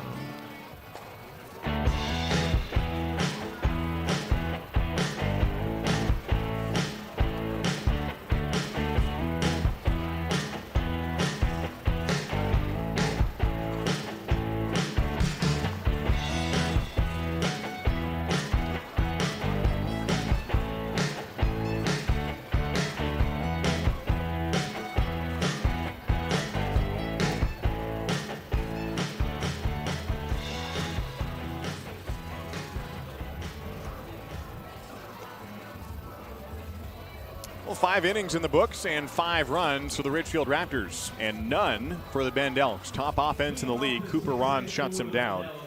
Cooper makes 2 appearances against the Bend Elks this year. Goes 5 innings both times, allows no runs both times. Allows 1 hit in his first start, 2 hits in his second. So technically a worse start today by Cooper Rons, but a very good one. He strikes out 4, walks 2, strands 2. Had some help from Jacob Sharp throwing out 2 runners. And now Andy Evans comes in. 5-0 ball game. And the first pitch of Andy Evans' day to the leadoff man Elijah Jackson is a ball, 1-0. Ridgefield scoring 3 runs last inning, 1 run the inning before. They lead at 5-0. The 1-0 pitch is taken, don't know where that missed, maybe low, ball 2. Andy Evans out of Spokane Falls Community College, just committed to Montana State Billings not too long ago. 2-0 slider hit foul down the third base portion. And Jackson has a 2-1 count. Evans making his 10th appearance on the year. 6 strikeouts, 6 walks, 10 hits, an ERA of 2.53. Very good year for Andy Evans. 2-1 pitch is upstairs, ball 3 to Elijah Jackson. Outfield playing straight up, maybe a bit shifted to the left side. 3-1 offering is taken low, ball 4. And a leadoff walk for Elijah Jackson. Cooper Rons, really good start. Again, the team is 5-0 when he starts, and he is 4-0. He could get his 5th win. He is the pitcher of record, having completed 5 innings today. And as long as Ridgefield does not concede the lead, he will be the winning pitcher yet again for the Raptors. And he's pitched well, and it's big because he's looking for a new home. Rons is in the transfer portal, and it's especially important in the West Coast League statistically and what your numbers look like when you're trying to find a new home and get a scholarship offer. Ronzi should have some opportunities. Now bunting is Evan Scavato, and he pops it up behind home plate and over the netting onto the screen that hangs parallel to the grounds. And so strike one on Evan Scavato. Or pardon me, this is Elijah Jackson. It was Michael Ball who walked to Elijah Jackson. Middle infield and double play depth. The 0-1 pitch, he is again showing bunt. Pulls back at the last moment and ruled outside for a ball. So top of the order here, Jackson at the plate. Safea Mawai holding the runner on at first. The 1-1 pitch is swung on and fouled back by Jackson. It's 1-2. I'll mention Rons is the winning pitcher, or the pitcher of record. Yesterday, we said the same thing around this point in the game of a guy getting his first start ever for the Ridgefield Raptors. Will Chambers got the start yesterday. Oh, that was fun. I hope you were here to see it or watching the live stream, or you can go back and watch it afterwards. 1-2 pitches outside, ball 2 to Jackson. Chambers, normally the DH for the Raptors, got the start in the non-league game and went 6 1/3 innings, allowing just 2 earned runs. He also DH'd, hit a double, and had the game-tying sac fly when Ridgefield went on to win the game. 11-7 yesterday over Redmond. 2-2 offering is down, ball 3. Andy Evans 1 ball away from walking the first 2 guys he sees. Or a ground ball away from a double play, or a strike away from a punch out. Full count, nobody out. Top of the 6th. Man on first. Evans kicked with a payoff. It's down, ball 4. Ball was stealing on the play. He can just walk into second base. And a pair of walks. Elijah Jackson into first. And Evan Scavato, the batter. And Tyler Raskin's going to walk out and have a conversation with Andy Evans, who had only walked 6 batters in almost 11 innings this year, but walked 2 before recording an out here in the 6th inning. 5-0 lead to work with, but the Raptors do not want to have the bullpen give up runs early or often or at all. First inning of work for the relievers, and Andy Evans in some trouble here. And Evan Scavato coming up, Bo Sylvester on deck. Rose Real Estate Group is a proud sponsor of the Raptors, located in downtown Ridgefield. Rose Real Estate Group is a full-service real estate and appraisal company. Whether you're looking to buy or sell your first home, or an investment property, or a vacation home, well, Rose Real Estate has got you covered. First and second for the Elks. Scavato, the batter, who is 1 for 2 on the day. A single up the middle in his most recent at-bat. Top of the 6th, he swings and bounces it foul behind home plate. Past Sharp.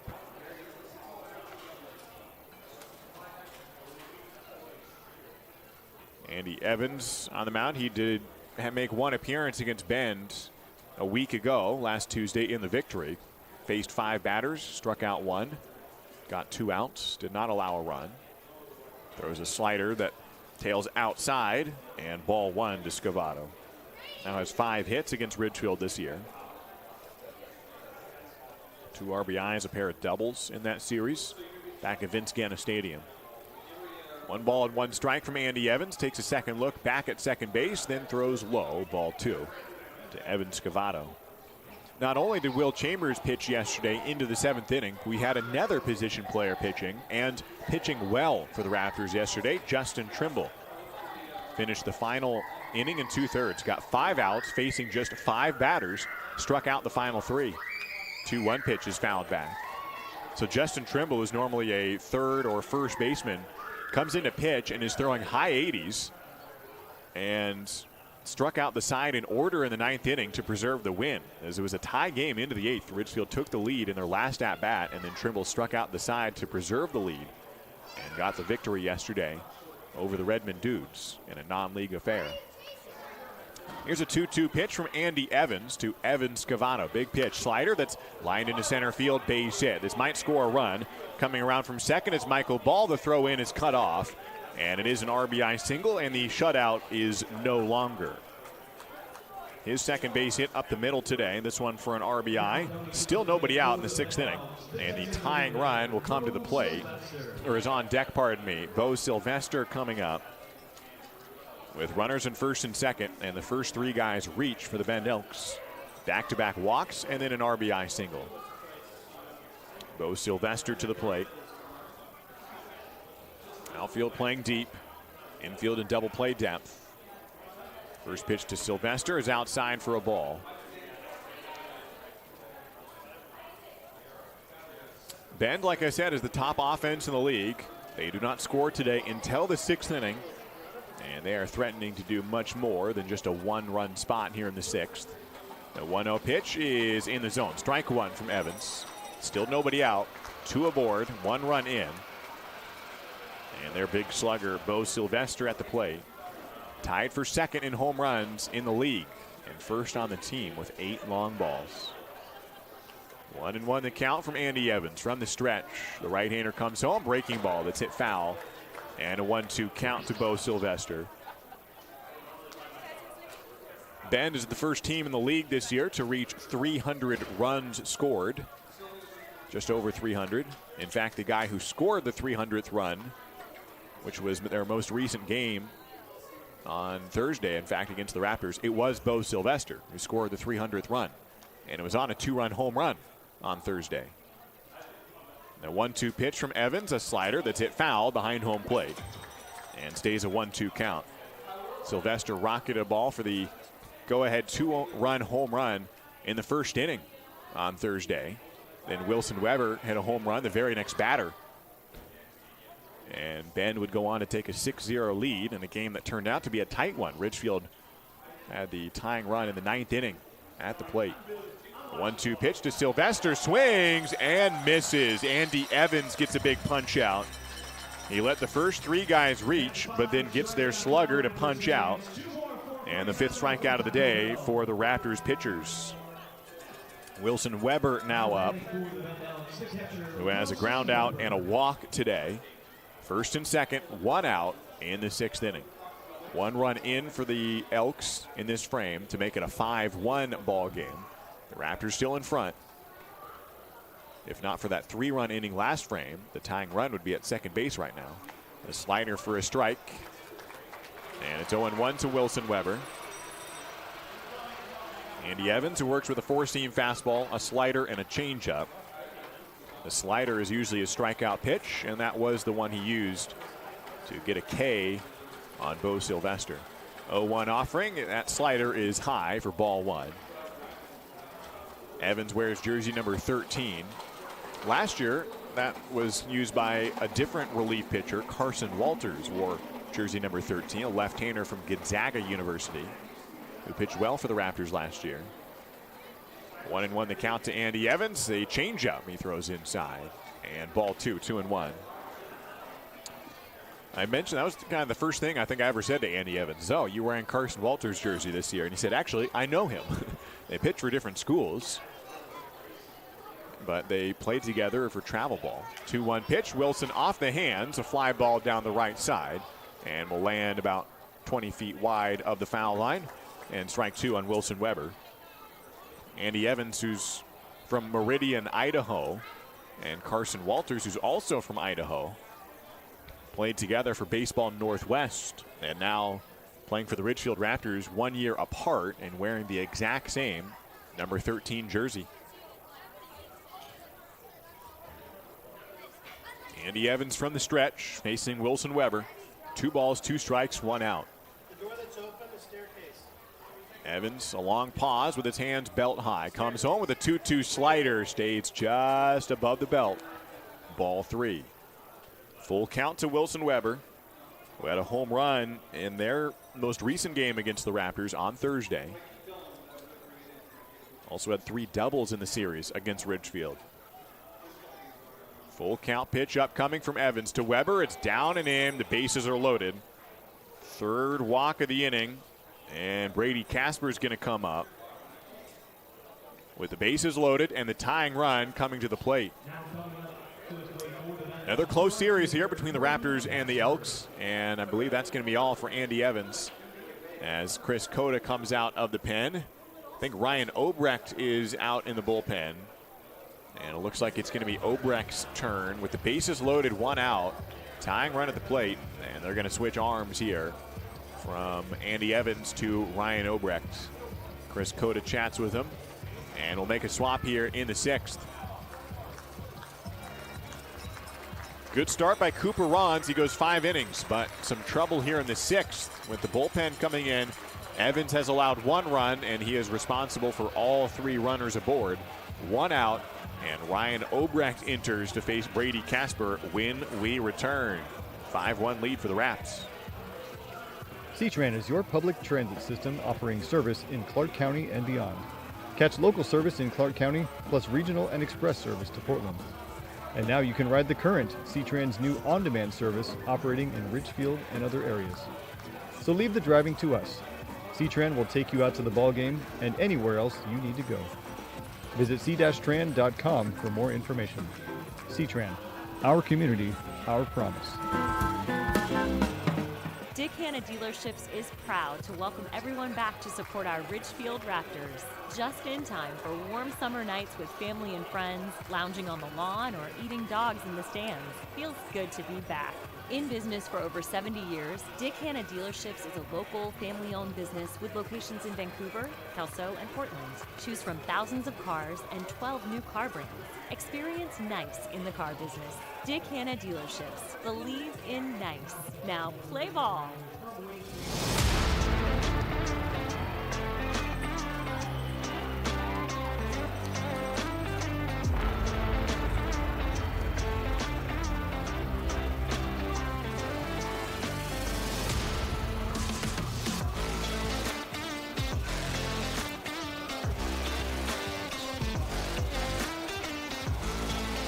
Well, Ridgefield has been cruising all day long. A 5-0 lead coming into this inning, but the Bend Elks threatening in a big way in the top of the 6th. They have already scored 1 run. They have the bases loaded. There's only 1 out, and the Raptors have to go to the bullpen for a second time this inning, bringing in Andy Evans to enter and start this inning after 5 strong innings by Cooper Rons, and now with 1 out, Ryan Obrecht comes in. Right-hand pitcher out of Wayne State College in Wayne, Nebraska. He's originally from the Heartland. Grew up in Omaha, Nebraska. Listed at 6'4", 190. Comes in for his 9th appearance on the year. Has an ERA of 5.6. However, all but 1 of his earned runs this year came in the first 3 appearances, whereas he has not given up an earned run in his most recent 3 appearances. 2 scoreless innings against Springfield, 3 scoreless innings against Bend, and 1 2/3 scoreless innings against Cowlitz. And so he's gone almost 7 innings in a row without a run, earned or unearned, and has not walked anybody in that span.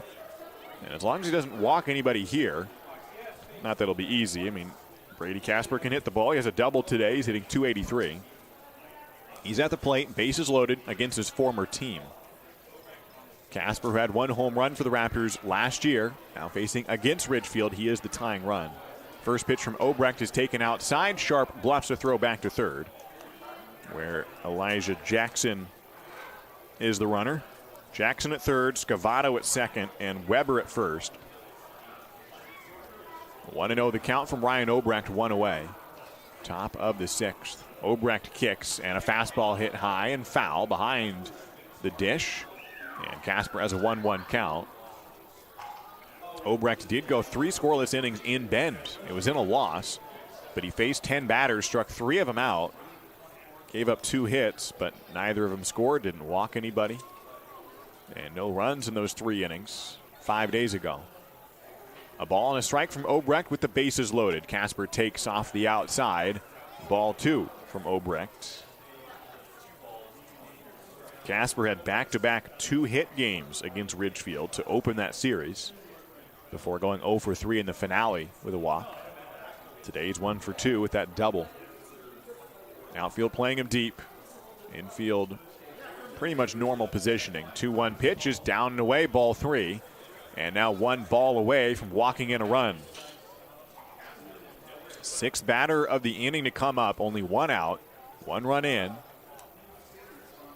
Ryan Obrecht got to throw a strike here to Brady Casper.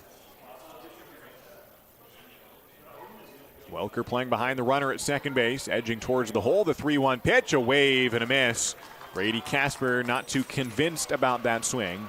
Does go all the way around, but never really swung hard on a pitch that was probably on the outside corner.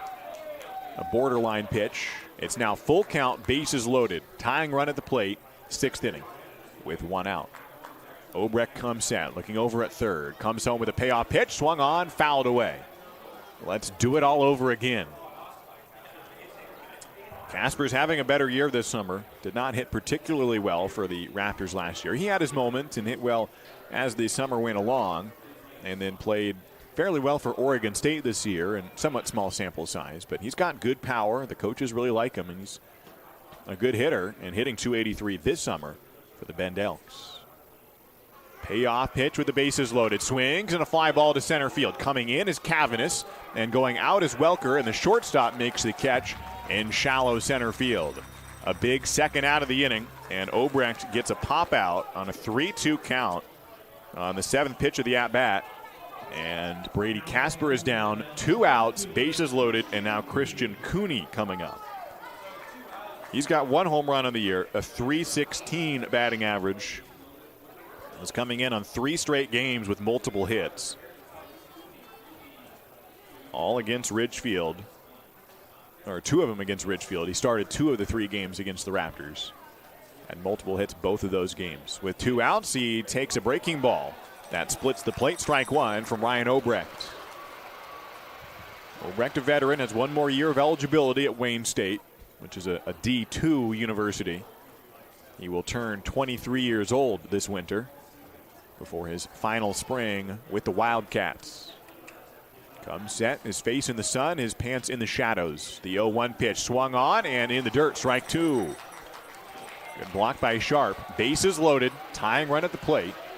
This game could be tied in 1 swing. This game could head to the bottom of the 6th with a 4-run lead for the Raptors. Can Obrecht get out of it and help out his teammate Andy Evans, who exited with the bases loaded, 1 out. It's now bases loaded, 2 down.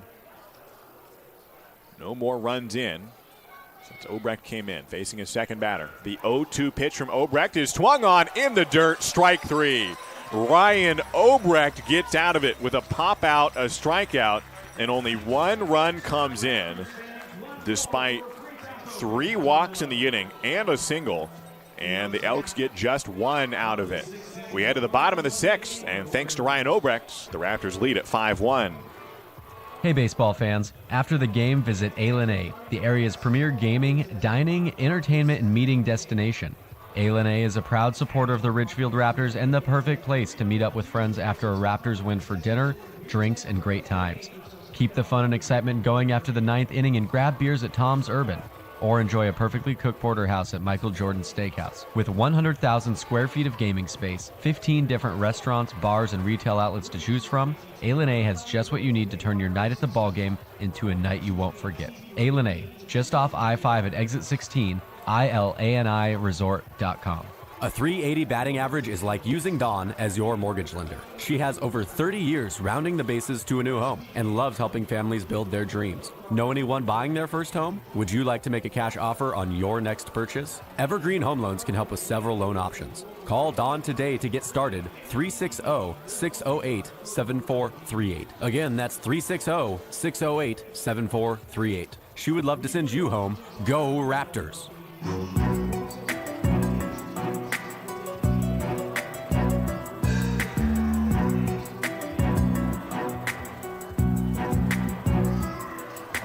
Clutch pitching for the Ridgefield Raptors.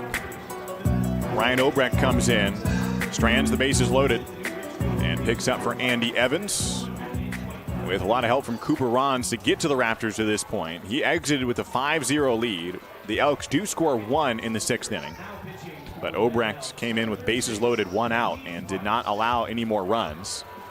Cooper Rons, meanwhile, went 5 innings and exited with that 5-0 lead. In fact, Rons, who his last 2 starts are both against the Bend Elks, the top offense in the league, he went 10 innings between those 2 starts and did not allow a run. Just 3 hits in 10 innings. And Ronzi does an amazing job last Tuesday and this Tuesday. And even better, he wasn't supposed to pitch last Tuesday. Ryan Harvey was supposed to be on the mound, But a few hours before first pitch, Ryan Harvey got drafted by the Yankees.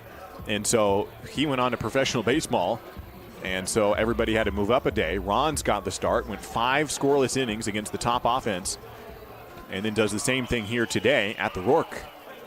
Heck of a day, heck of a season for Cooper Rons, and the Carlsbad native helps Ridgefield lead 5-1. Now Mikey Kane comes in, Kenji Price on the mound, first pitch lifted into center field and lands in shallow center, a base hit for Mikey Kane. His first hit of the day.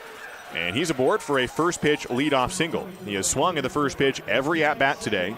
He has popped out, flied out, and now singled. Seen 3 pitches today. He's 1 for 3. Top of the order now. And Jake Sukata, the batter, with a home run yesterday and a 2 RBI single. And he's 1 for 3 today. Nobody out, bottom of the 6th.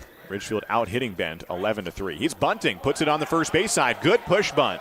Coming off the mound and throwing to first base, not in time. Price had to barehand it and throw to first and did not get Jake Sukata, who was into first on a push bunt drag single. And Jake Sukata, with nobody out on the first pitch, bunts for a base hit. 2 pitches this inning, and they have both gone for singles. One on a base knock to center field, the other on a bunt down the first baseline, and Sukata legs it out. Travis Welker, the batter, with 2 on, nobody out in the home 6th inning. 5-1 the lead for the Ridgefield Raptors here in Game 1 of this 3-game series. The winner of this series puts themselves in playoff position. The loser will probably be on the outside looking in.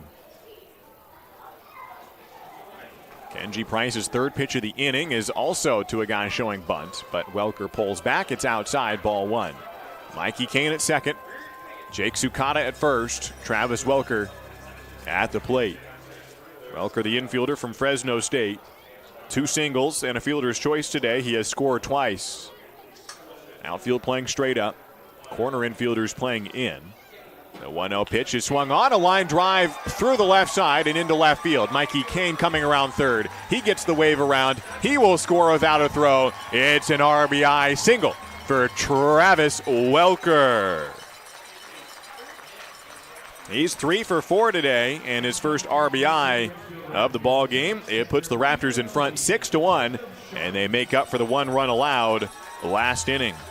Mikey Kane scores his 32nd run of the year. One of the top run scorers in the league. And now Jacob Sharp comes up with a home run last inning. He's 2 for 3 with a double and a dinger, and now has 2 runners aboard in the bottom of the 6th. Kenji Price comes home and almost hits Jacob Sharp and actually went behind his calves, and he gets out of the way of it by moving in towards the plate.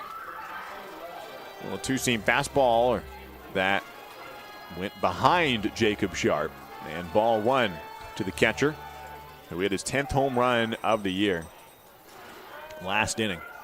The 1-0 pitch to Sharp is swung on and blooped to the right field side, out of play.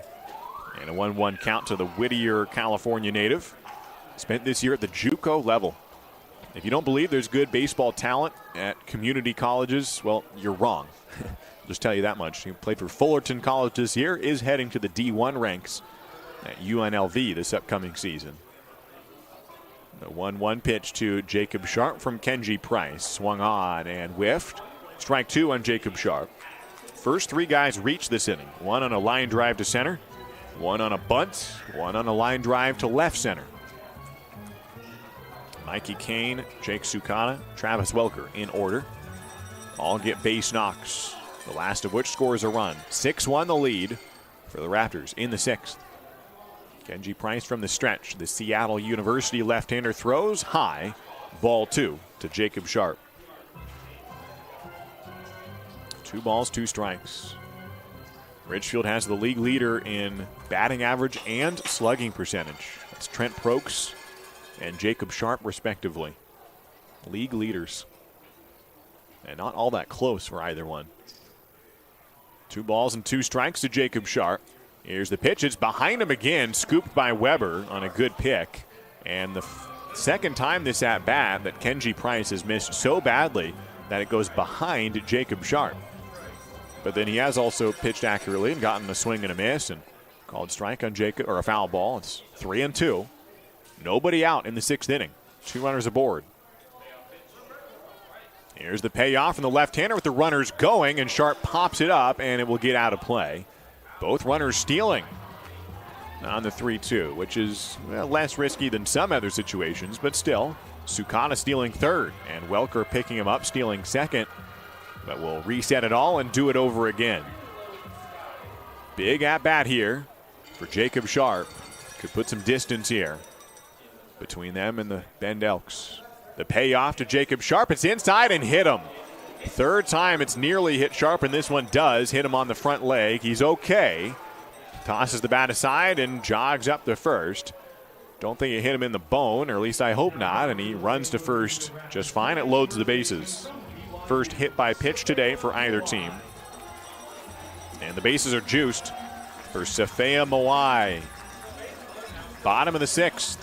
6-1 lead. There's nobody out. The first 4 guys that Kenji Price faces all reach.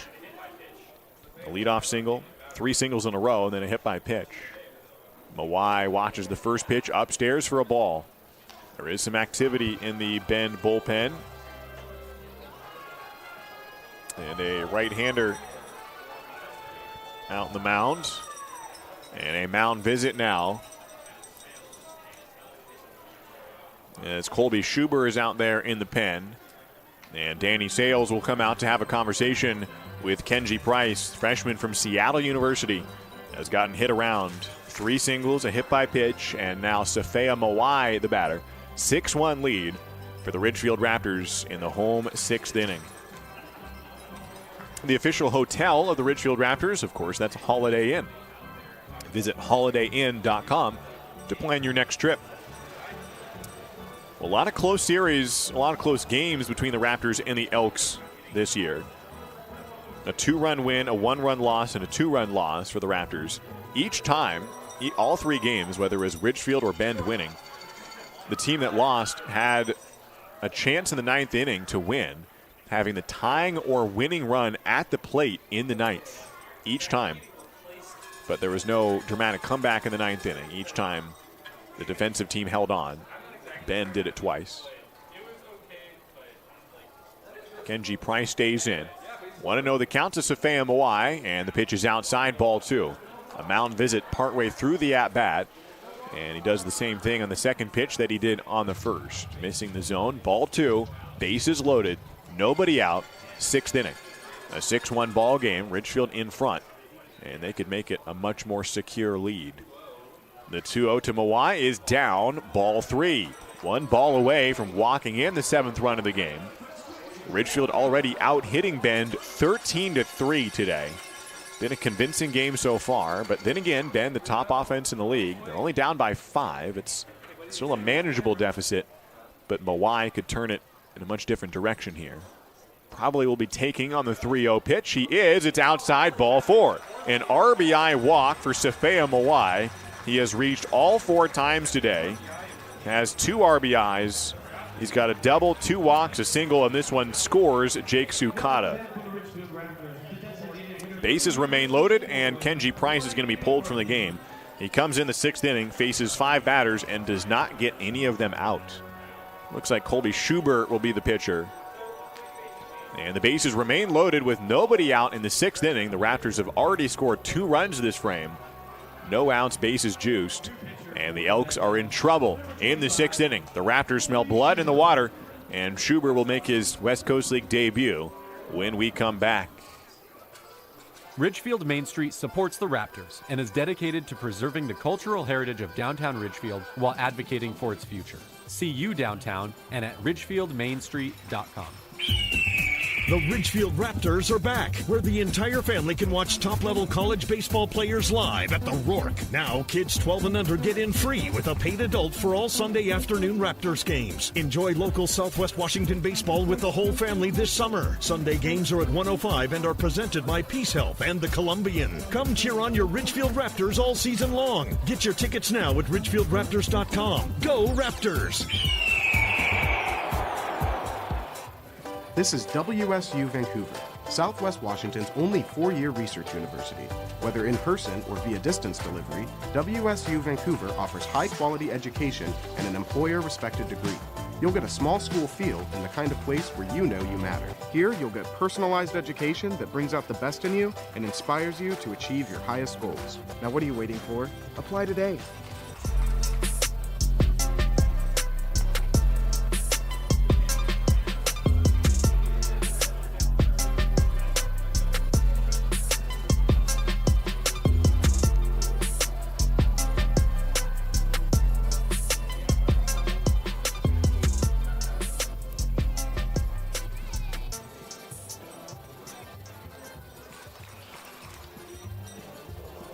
Big opportunity for the Ridgefield Raptors with Riley McCarthy coming to the plate. Bases loaded, already a 7-1 lead, and trying to put this game out of reach as we come down the home stretch of this ball game and the home stretch of this summer. Final 2 weeks of the season and a big series against the Bend Elks as the Raptors have to play 2 more winning teams this year, the Elks and the Knights. And this series against the Bend Elks has gotten off to a good start. 7-1 the lead, bases loaded, nobody out.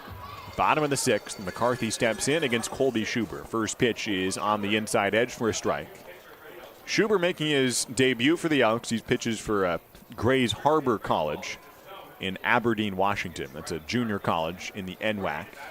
The 0-1 to McCarthy is inside and a bit low. Ball 1. 1-1 to Riley McCarthy, who's had a good day today. Although he did ground into a double play in the first inning, he singled for an RBI and doubled for an RBI in back-to-back innings. Now in the 6th, takes a curveball high, ball 2. He hasn't at-bat in 3 consecutive innings as the Raptors have scored 6 runs in the last 3 innings and don't have an out yet this frame. So they've scored 6 runs over a course of 6 outs. The 2-1 to McCarthy is down, ball 3. And actually, this inning that stretch all started with a fly out in the 4th inning. Jacob Sharp flew out. And since then, Ridgefield has scored more runs than they have committed outs. McCarthy chases the 3-1. Would have been low for an RBI walk, but McCarthy swings and misses. Strike 2. Full count, bases loaded, with the shadows mostly covering this entire field here. Just Brady Casper really the only one dealing with the sun. Payoff pitch, swung on, ground ball through the left side, and a base hit. Jacob Sharp will get to third and stop there. Oh no, Safea Mawai comes halfway around second. Now Sharp should maybe run for home. He stays at third. Mawai is tagged out. And it's an RBI single for Riley McCarthy. As Sharp at first took a turn around third and was running home, Mawai looked at him and then took his eyes off Sharp. And he's saying, Chris Cota, I saw you give him the wave around. And Mawai gets tagged out. It is still a single for Riley McCarthy and an RBI, and the Raptors now lead it 8-1. So that puts Welker home, Sharp to third, and McCarthy is at first. Runners in the corners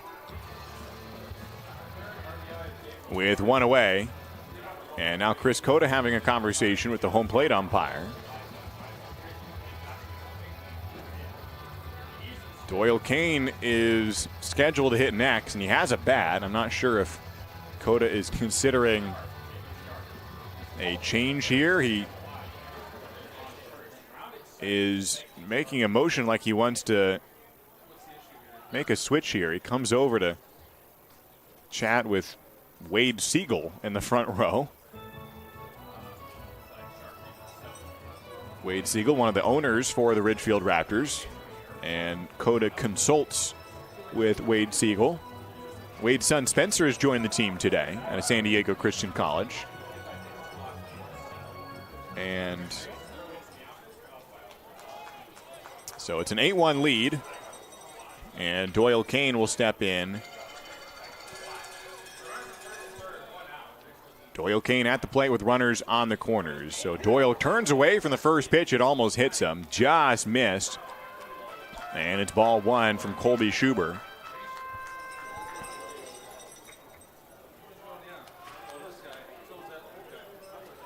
Runners on the corners and 1 away. Outfield playing straight up. Second pitch to Doyle Kane is fouled back. And strike 1. Bottom of the 6th inning, Ridgefield has scored 3 runs in back-to-back innings, and no batter has been retired yet this inning. The only out was recorded on the base paths when Safea Mawai came around too hard around second base on the base hit RBI for McCarthy. That's the only out this inning. Runners going in the 1-1, hit and run, and a foul ball to Chris Cota behind the third base box. McCarthy was stealing second on the play and will have to return to first base. Northwest Food Service is an official sponsor of the Raptors, supplying us with all our concession needs. Eat, drink, be local. Northwest Food Services. Doyle Kane with a 1-2 count. Already has a base hit and 2 walks today. Throw over to first, and it gets away from Scavato, and that's going to score a run. Jacob Sharp comes home. Riley McCarthy to second base on an error on a pickoff move, and this inning is getting away from the Bend Elks. And it's the 4th run of the inning and an error to bring a run home. We go on E1 on the play, and so that brings in an unearned run. Jacob Sharp scores. First error of the game for either team. And it gets McCarthy to second base, and Sharp scores. 1 out, and the 1-2 pitch is way outside, ball 2. 2-2 the count with 1 away. So this inning has not been easy for Bend. 3 straight singles to lead off, then a hit by pitch, then another walk for an RBI and a single, and an error on a pickoff. 2-2 pitch. Doyle Kane fouls it back and stays a 2-2 count. Doyle singled in his first at-bat today, did not score. In fact, has reached 3 times today and has not scored in any of them.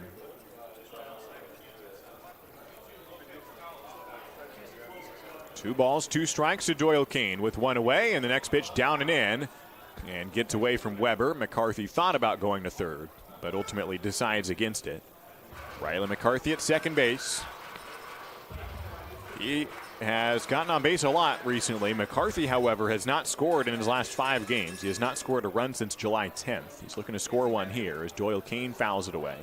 The crazy part of it all is Riley McCarthy, since his last time scoring a run, has racked up 9 hits, has walked 4 times. He's gotten on base 13 times and has not scored any of those times. Here's the payoff to Doyle Kane. He floats it to right field. Shallow fly ball. Brady Casper looking up, makes the catch. McCarthy will hold at second base, and that's the 2nd out of the inning. And the first time that a batter gets out this inning, and it was the 7th hitter of the frame, is the first one to get out. It is the 2nd out of the inning, with 1 runner getting tagged out on the base paths earlier. So 2 down, runner at second, bottom of the 6th inning. The Raptors leading it by a score of 9-1. And Bend had the tying run at the plate last inning. And now it's an 8-run margin. That's baseball and can really turn in a hurry. First pitch off speed. Cavanis sends it to deep left center field, but Jude Hall running over into the gap and makes a running catch. For the 13th time in a row, Riley McCarthy reaches base and does not score. It's not his fault. I mean, he gets on base and can't really control what happens next. But Ridgefield does score 4 runs in the inning on 4 hits, as well as 1 walk. Strands just 1 runner at second base. And that's all in the 6th inning. We head to the 7th. The Raptors lead at 9-1. I'm all about keeping my family driving safe. Dad, pothole. Got it. So I insist we choose Les Schwab tires for safety services like brakes, steering, and alignment. Stuff those cheap tire centers don't offer. Because I want a backseat drive with confidence. Dad, speed check. Hit the road safely with Les Schwab and save up to $150 when you buy select tires with financing. Les Schwab Tires, celebrating 70 years of doing the right thing. Limited time offer. Terms and conditions apply. See leschwab.com/sale for details. Ridgefield Main Street is working to keep our small town charm intact while enhancing the economic opportunities for businesses located in our downtown. Follow Pioneer Street West to experience the heart of Ridgefield. Hey baseball fans, after the game visit A, the area's premier gaming, dining, entertainment, and meeting destination. A is a proud supporter of the Ridgefield Raptors and the perfect place to meet up with friends after a Raptors win for dinner, drinks, and great times. Keep the fun and excitement going after the 9th inning and grab beers at Tom's Urban. Or enjoy a perfectly cooked porterhouse at Michael Jordan's Steakhouse. With 100,000 square feet of gaming space, 15 different restaurants, bars, and retail outlets to choose from, A has just what you need to turn your night at the ballgame into a night you won't forget. A, just off I-5 at exit 16, ILANIresort.com.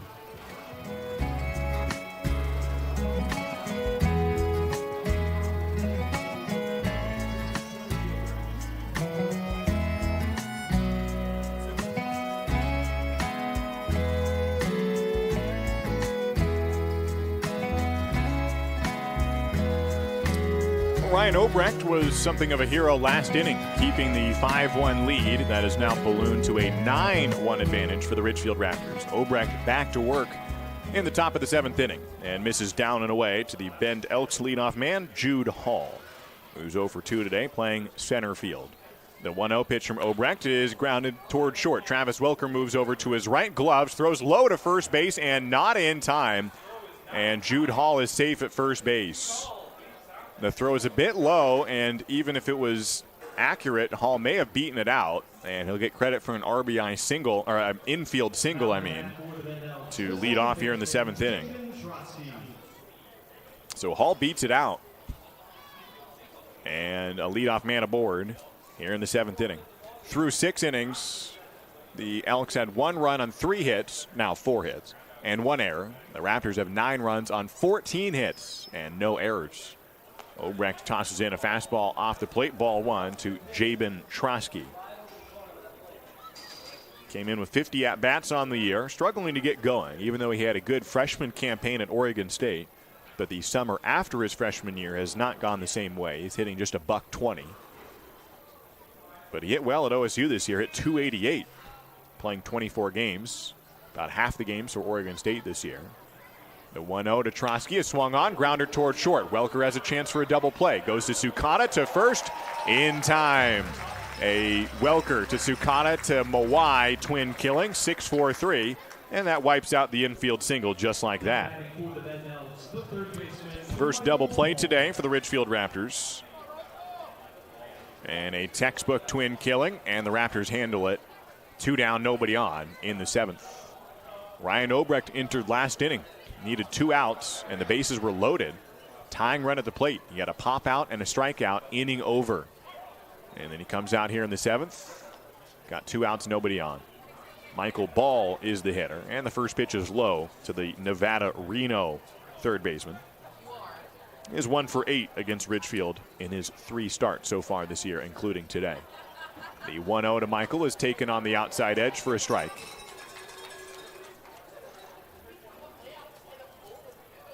Ryan Obrecht from Omaha, Nebraska. Loves going to the College World Series. 1-1 pitch is on the outside corner for a strike. I asked him, are you used to the new field? They used to play the College World Series at Johnny Rosenblatt Stadium, and now they switched to a bigger ballpark. 1-2 pitches down. TD Ameritrade, or as it's just been renamed, Charles Schwab Stadium. And he said, I've just gotten used to it. It's been a few years now. I think it was 2011, thereabouts, when they switched over from Rosenblatt, which is a historic ballpark, beloved, but the new one's pretty cool, too. A slider and a ground ball toward short. Welker has to run in. Field's got to throw fast and does beat out Michael Ball. Almost had Mikey Kane steal it, and he said, all right, I'll let you take it. And Travis Welker makes the play from short. 3 ground balls hit to Travis Welker. The first for a single, the second for a double play, and the third for just a conventional 6-3 ground out. And that ends the inning. The minimum comes up to the plate in the 7th. And Ryan Obrecht pitches a scoreless inning. Time to stretch from the Rourke. Bottom of the 7th coming up. The Raptors lead it 9-1. Dick Hanna Dealerships is proud to welcome everyone back to support our Ridgefield Raptors. Just in time for warm summer nights with family and friends, lounging on the lawn, or eating dogs in the stands. Feels good to be back. In business for over 70 years, Dick Hanna Dealerships is a local, family-owned business with locations in Vancouver, Kelso, and Portland. Choose from thousands of cars and 12 new car brands. Experience nice in the car business. Dick Hanna Dealerships. Believe in nice. Now play ball. At Eden Health, our commitment is to caring. We recognize the importance of caring for others, and we consider it a privilege. We are committed to addressing our patients' specific needs, providing hands-on care and services, helping families through tough situations, and supporting our fellow employees. We listen, build relationships, and go above and beyond to create meaningful experiences throughout our continuum of care. Whether you find yourself a patient to any of the Eden Health services lines or you become part of our team, you will notice the Eden Health difference.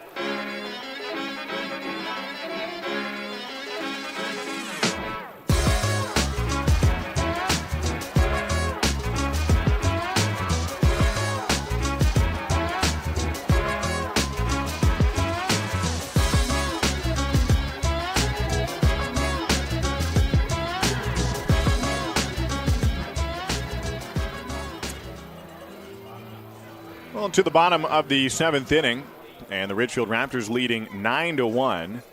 And I believe this is Henry Mensch that just came in, our new batter, new guy into the lineup. And Henry Mensch comes up to make his Ridgefield debut here this year. Not his West Coast League debut, but first game in a Raptors uniform, facing Colby Schuber. And the first pitch is down and in to Henry Mensch, who then fouls one away. And it's 1-1. He did play for Ridgefield Southwest Washington rival last year, played for the Cowlitz Black Bears. And now Mensch playing for the Ridgefield Raptors, just joined the team today. Right-hand hitter, and he is replacing Alex Sepulveda in the lineup. Takes a big swing and misses, and it's 1-2. At the University of Portland, Henry Mensch comes in to lead off in the 7th. Sepulveda was playing right field. Mensch pinch hits for him. The next offering is inside, ball 2, 2-2. After Mensch will be Mikey Kane. And then the top of the order will be up after that. Ridgefield scoring 4 runs last inning. 2-2 pitch, tails away, full count now to the leadoff man here in the bottom of the 7th. Ridgefield scoring 1 run in the first, and it was just a 1-0 game after 3 innings. Here's the payoff to Mensch. He swings, and a foul tip into the glove of Wilson Weber. And that is the first strikeout of the day that the Ridgefield Raptors have suffered in the bottom of the 7th. And it wasn't even a starter who finally did strike out. First strikeout all day long. Ridgefield has 14 hits today.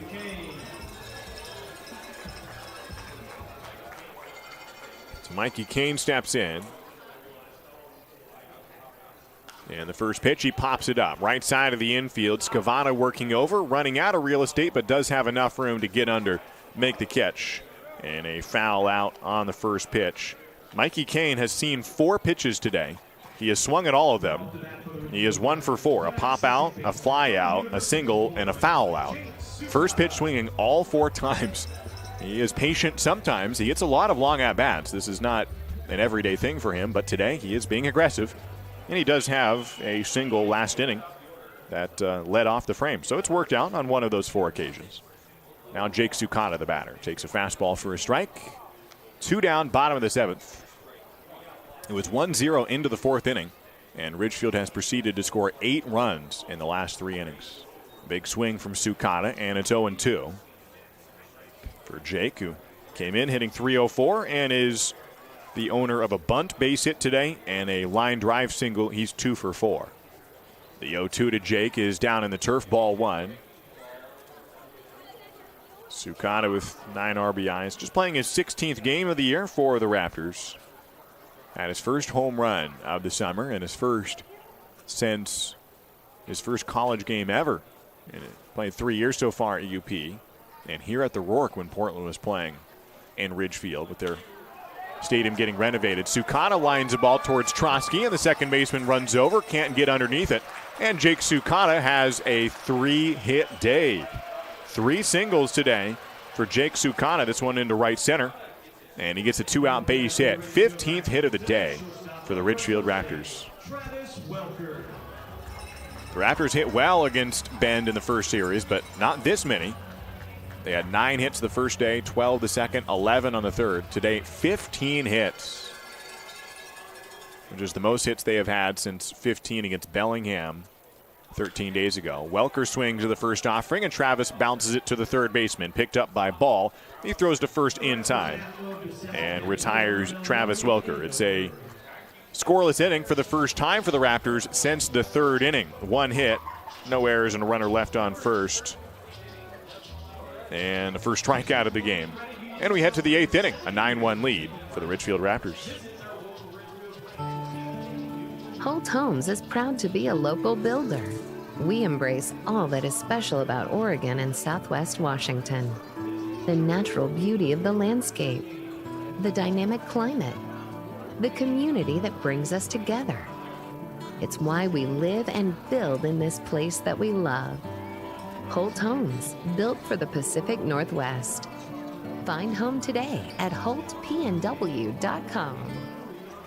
Listen up, baseball fans. Head into Safeway to score on great deals all season long. Safeway has everyone's tailgating favorites, from fried chicken and party subs to fresh cut fruit and veggie trays and tons of easy meal options. Satisfy your whole team for the ultimate game day experience. And you can save a cartload of time with Safeway Drive Up and Go. Just shop online at Safeway.com, head to the store, and we'll bring your groceries right to your car. Safeway, sponsor of the Ridgefield Raptors.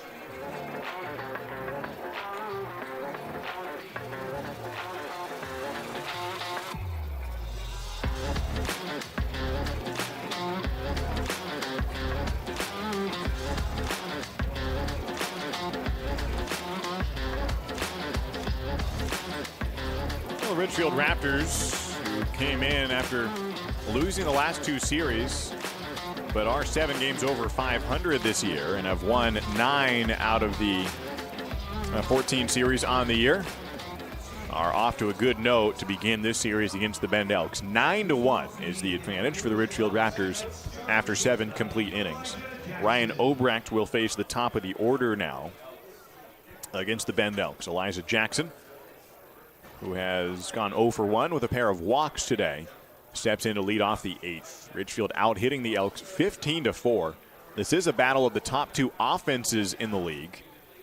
And Ridgefield has played the part, 9 runs on 15 hits, slightly above their season average. And Bend 1 run on 4 hits, well below their season averages. Ryan Obrecht into the line to begin the 8th inning, and a breaking ball for a strike. Obrecht tosses a 2-seam fastball, a changeup, a slider, and a curveball. 4-pitch guy, not a ton of velo, 84 to 87. Doesn't throw the changeup a whole lot. Now throws the fastball beneath the zone, 1-1. Going into his last year at Wayne State College. Pitched in a summer league last year, not the West Coast League. Comes out west this summer from Omaha. 1-1 pitch is down, ball 2. Last year, he was in the Coastal Plains League. There's a lot of good leagues around the United States. West Coast League is one of the best for sure. Coastal Plains is another one. He played in Wilmington for the Wilmington Sharks. Now a slider that's outside, 3-1. Wilmington, North Carolina. City of about 120,000 population. He really liked it in Wilmington. And also likes it here in Ridgefield. 3-1 from Obrecht is swung on a pitch that was inside, and Jackson does not connect. Strike 2. Full count to the leadoff man in the 8th inning. Ben hoping to cause some trouble here and get back into this game. The Raptors lead at 9-1. Here's the payoff from Ryan Obrecht from the wind, and a fastball grounded third base side. Mikey Kane on the short hop, can't get there. Travis Welker fields behind him, but has no throw. And it's an infield single for Elijah Jackson. Tough hop for Mikey Kane. Couldn't wait on it to allow that ball to bounce up higher on the summit, and so had to come in on the short hop and was not able to field cleanly. And an infield single for Elijah Jackson. Just their 5th hit of the day. Ridgefield still has 10 more hits than the Elks. Evan Scavato, the batter, who has accounted for 2 of the team's 5 hits. Watches the first pitch down for a ball. 2 singles up the middle. And a fly out for Evan Scavato, who has been hitting the ball to center field each time in his 3 at-bats. Now facing Ryan Obrecht for a first time, pardon me. Face Cooper Rons twice and Andy Evans once. 1-0 the count from Obrecht. Throws over to first and gets the runner back, Elijah Jackson. I asked Ryan Obrecht where his favorite place he's traveled to was, and he said Wilmington was one of his favorite places to be. He really liked there, and Pasadena was the other place he really liked going to. 1-0 offering is down in the dirt and gets away from Sharp. A wild pitch, and Jackson into scoring position. Still a 9-1 lead for the Raptors, top of the 8th. But the leadoff man gets aboard and now at second base. Pasadena. Ryan Obrecht, who hasn't really traveled internationally, but the two places he has liked domestically on opposite sides of the country. Went to the Rose Bowl a couple times. 2-0 pitch is swung on and grounded foul. Went to the Rose Bowl game on family vacations, made a trip out of it. Big sports family. Watched the football game in Pasadena and then in L.A. and then also they go to the College World Series. He said, I went basically every year growing up. Had to miss it this year, having played for the Raptors, and could not watch Ole Miss reach the summit. 2-1 pitch is lined back into center field. Base hit. Played on a hop by Austin Cavanis. He gets it back in. And a single for Evan Scavato puts runners on the corners. He's 3 for 4. Has half of the team's hits. By the way, playing right field now for the Ridgefield Raptors is Henry Mensch. Came in to pinch hit and now replacing Alex Sepulveda in right. And Bo Sylvester will be the batter. Ben could get back into this game somewhat in a hurry, but even a Sylvester homers here. Still be a 5-run lead. 2 runners aboard, an 8-run advantage, top of the 8th. Sylvester, who does work a 16-game hit streak that he has yet to extend today. He is 0 for 3 with a pair of strikeouts. The first pitch is swung on and popped up on the infield. Sukata coming in. The second baseman calling for it is all by his lonesome and makes the catch. Just behind the baseline between first and second base, and Ryan Obrecht gets Bo Sylvester to pop out on the first pitch. Sylvester, if he doesn't have another at-bat, will have to kiss his hit streak goodbye. The incoming freshman at Oklahoma State is bidding just on a ridiculous hot streak this whole month. 16-game hit streak. He has 5 home runs in West Coast League play just this month alone. But he is 0 for 4 today with 2 strikeouts. Wilson Weber now up with 1 away, runners on the corners. Ryan Obrecht on the mound. Top of the 8th. Obrecht kicks and a fastball low. Trying to keep alive the chance for Cooper Rons to improve to 5-0. Cooper exited after 5 complete innings. He allowed just 2 hits, no runs. Struck out 4 of the 17 batters he faced. The 1-0 from Obrecht is just low on the breaker. 2-0 to Wilson Weber. It was walked twice. Grounded out to the shortstop in a long at-bat. His 4th swing of the at-bat finally got him to ground out to Welker at short. 2-0 pitch is swung on. A blooper towards second. Sukata snags it on the bounce. Steps on the bag. Throws to first in time. A 4-3 double play on a chopper that hit just in front of the mound. Got to Sukata on the first bounce. And he stepped on second for the force out. Threw back to first. Inning over. Back-to-back singles put runners in the corners with nobody out, and Ryan Obrecht gets out of the jam. No runs on 2 hits, a runner stranded at third, and the Raptors yet again get out of trouble in the 8th inning. 9-1 is the lead. To the bottom of the 8th we go. At Eden Health, our commitment is to caring. We recognize the importance of caring for others, and we consider it a privilege. We are committed to addressing our patients' specific needs, providing hands-on care and services, helping families through tough situations, and supporting our fellow employees. We listen, build relationships, and go above and beyond to create meaningful experiences throughout our continuum of care. Whether you find yourself a patient to any of the Eden Health services lines or you become part of our team, you will notice the Eden Health difference.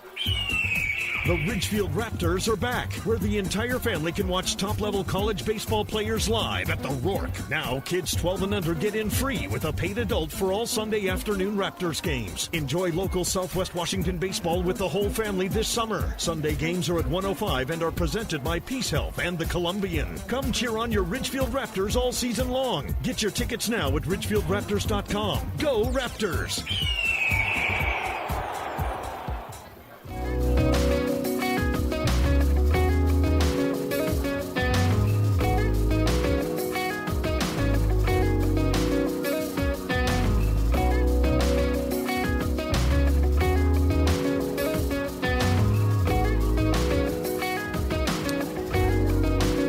Two teams that are almost equal in the standings in the Southern Division. In fact, the winner of this game would be in playoff positioning and the loser would not be. And Ridgefield has jumped out in front 9-1. Yakima Valley is off this week, and so they will not improve or decrease their standing other than what Corvallis does in their absence. Corvallis is beating Springfield 9-4. So if they hold on to that lead, they will actually go a half game ahead of Yakima Valley in the second half standings. First pitch to Jacob Sharp from Colby Schubert is inside. Sharp with a double, a flyout, a home run, and a hit by pitch in that order today. Has scored twice, 2-run shot partway through this ball game back in the 5th inning. That put the Raptors ahead by 3 at that point. And they've continued to add on to the lead. Takes a strike to make it 1-1 from Schubert. Base is empty for Jacob Sharp. A breaking ball. He lays off, and ball 2 from Schubert, who came in last inning and has pitched the remainder of the 6th and then actually the 7th as well. Came in the 6th. Here's the 2-1 to Sharp. He swings and fouls it back. Lost his grip on the left hand. Keeps the right on it. Ryan Obrecht came in back in the 6th inning as well. The pitcher for the Raptors has gotten out of 2 jams. One that he inherited, one that he created himself, and he got out of both. Jacob Sharp barrels one up to left field. That's going to land a foul ball. Not by much. Nearly had his 3rd extra base hit of the game, but it's just foul down the left field line, and a 2-2 count on the catcher from Whittier, California. 2 balls, 2 strikes, no outs. Bottom of the 8th. A 9-1 lead for the Raps. Here comes Schubert, the curveball, and Sharp gets under and fouls it back. Obrecht had 1 out in the 6th inning, bases loaded. Got out of it without a run scored. Had runners in the corners last inning, nobody out. Got out of it without a run scored. Some Houdini work. 2-2 pitch, Sharp checks his swing and bounces it foul. It almost hit him.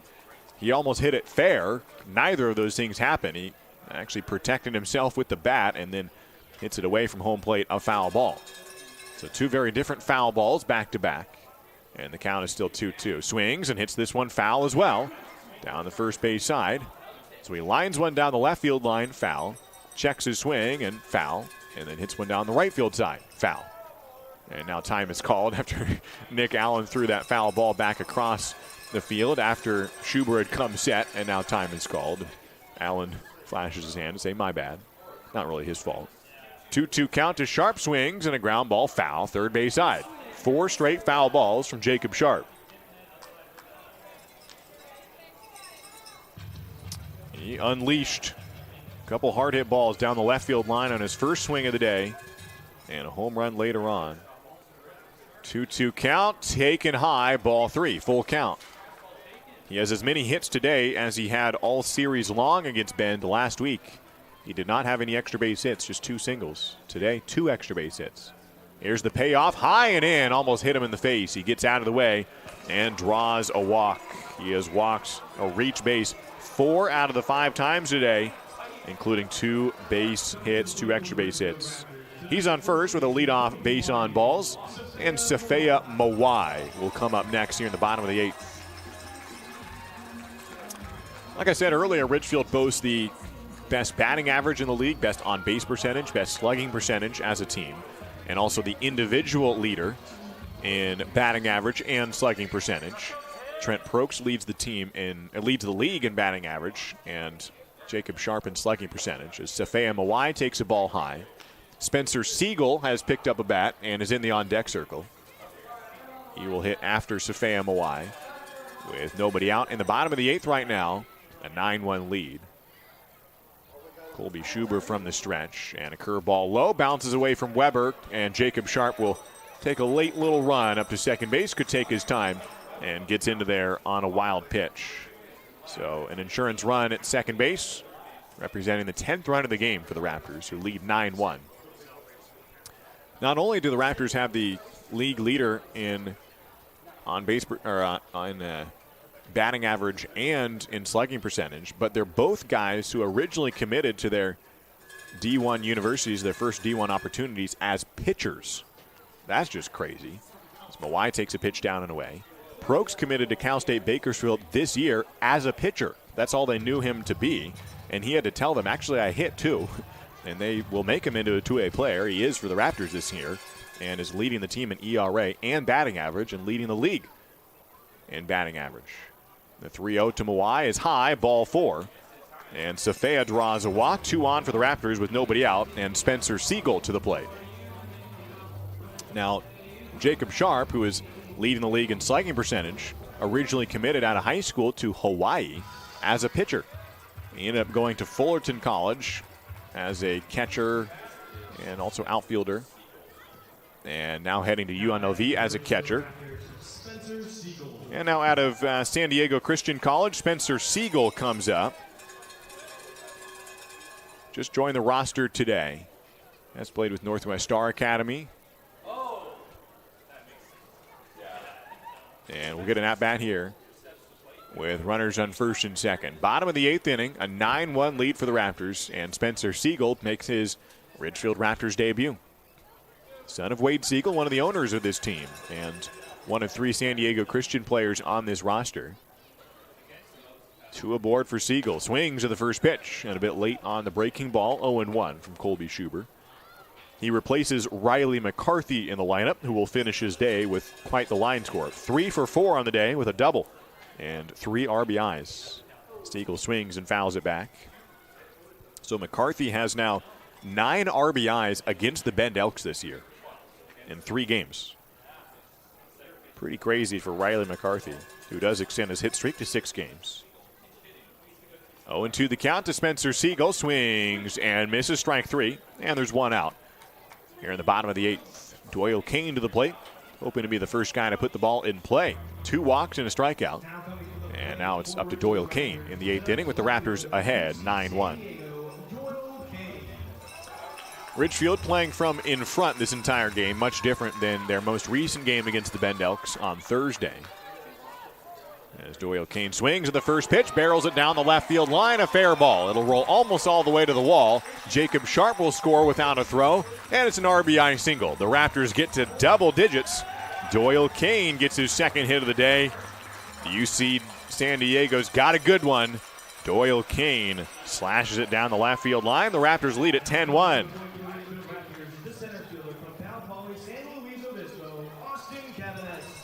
Jacob Sharp cruises home from second base. Safea Mawai stops at second. 10-1 the score. The Raptors in front comfortably. Now Austin Cavanis to the dish, and a first pitch breaking ball outside for a ball. Out of Cal Poly, San Luis Obispo. Cavanis with a walk today. He is over 3. Runners on first and second with 1 away. Second pitch to Cavanis. He hits it foul. Henry Mensch is on deck. Looking to get his 2nd at-bat as a Raptor. 2nd at-bat in as many innings. Outfield playing straight up to Austin Cavanis. The Chico native takes the 1-1 pitch and sends it behind home plate into the netting. 1-2. Like I said, the Raptors playing from behind in their most recent game. They got down 6-0 last game against Bend. That was on Thursday. Started to come back, but then got down 10-4. Still almost came back to win that game. 1-2 pitch hit on the ground, bounces off the mound. Short hop by Trotsky. He goes to second base. Jackson makes the turn, and Cavanis forced out at first base on a 4-6-3 double play with Jabin Trotsky fielding that ball well off the carom, off the mound. And he ends the inning on the twin killing. Ridgefield does score 1 run on 1 hit, no errors, and 1 left aboard. And that's all for the Raptors in the 8th inning. 3 more outs to get for the Ridgefield Raptors in the 9th inning. And we'll see who comes in to pitch for the Raptors. It's going to be Ryan Obrecht. He's going to keep on going. And he could get the save here for the Ridgefield Raptors if he closes out the 9th inning. 10-1 the lead. This is WSU Vancouver, Southwest Washington's only 4-year research university. Whether in person or via distance delivery, WSU Vancouver offers high-quality education and an employer-respected degree. You'll get a small school feel in the kind of place where you know you matter. Here, you'll get personalized education that brings out the best in you and inspires you to achieve your highest goals. Now what are you waiting for? Apply today. C-Tran is your public transit system offering service in Clark County and beyond. Catch local service in Clark County, plus regional and express service to Portland.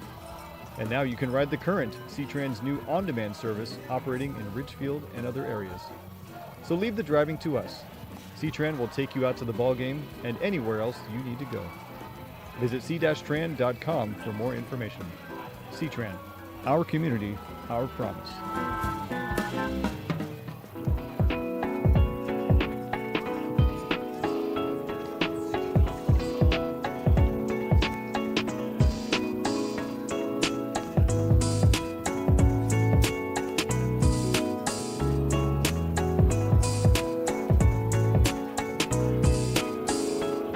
Ryan Obrecht's going to keep on going here for the Ridgefield Raptors, hoping to close out the 9th inning.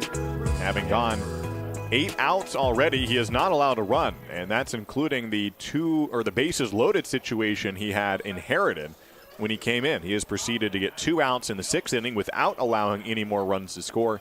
He came in with a tying run at the plate, and if you close out the game, that's a save if the tying run was at the plate. He also is going to go the final 3+ innings. That's also qualifying for a save, so he could get it in 2 different ways. Only counts as 1 save, but hey, I say give him 2 saves if he closes it out.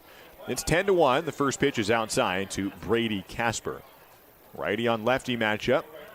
Obrecht, who did not pitch for the Raptors last year. Brady Casper, who did play for the Raptors. 1-0 pitch. He grounds it first base side. Safea Mawai stabs it. He'll run it to first and get the out unassisted. And there's 1 out in the top of the 9th. Well, the funny part about this all is that coming into today, if the season ended, Ridgefield would be in the playoffs and Bend would not be. If Ridgefield wins this game, by the end of today's action, Ridgefield and Bend will both be in the playoffs if the season ended today, which is because Corvallis is going to beat Springfield, which puts them in first place in the second half. So Yakima Valley no longer is in first place in the second half. Therefore, they wouldn't make the playoffs, and then the second wild card would go to Bend. And that's just the playoff oddities of baseball in the West Coast League, and that's why it's fun, because things can get changed up in a hurry. But the season isn't going to end today, so it's not all that valuable. First pitch is a strike to Christian Cooney. Fouls off the second pitch. And strike 2 from Ryan Obrecht. Most importantly is just what team ends up winning the second half. And just because Corvallis wins a game today to go ahead a half game over Yakima Valley is less important than the final standings. The 0-2 pitch from Obrecht is grounded into the bare hand of Joey Wong, who tosses it over to the Ridgefield dugout. Joey Wong, the former Oregon State Beaver, just about 30 feet away from a future Oregon State Beaver and Mikey Kane playing the hot corner. The 0-2 pitch is outside. Joey Wong came into Oregon State in the spring of 2007, and in his first year with the Beavers won a national championship, playing alongside Darwin Barney as the double play combo. And now Mikey Kane will be an infielder for the Beavers this upcoming spring. 1-2 pitch is down for ball 2. Joey Wong used to coach for Oregon State. In fact, last season, back in 2021, he coached with the Beavers, but not this spring. He was coaching at Seattle University. But his former teammate Mitch Canham, the skipper at OSU, as is Darwin Barney coaching there.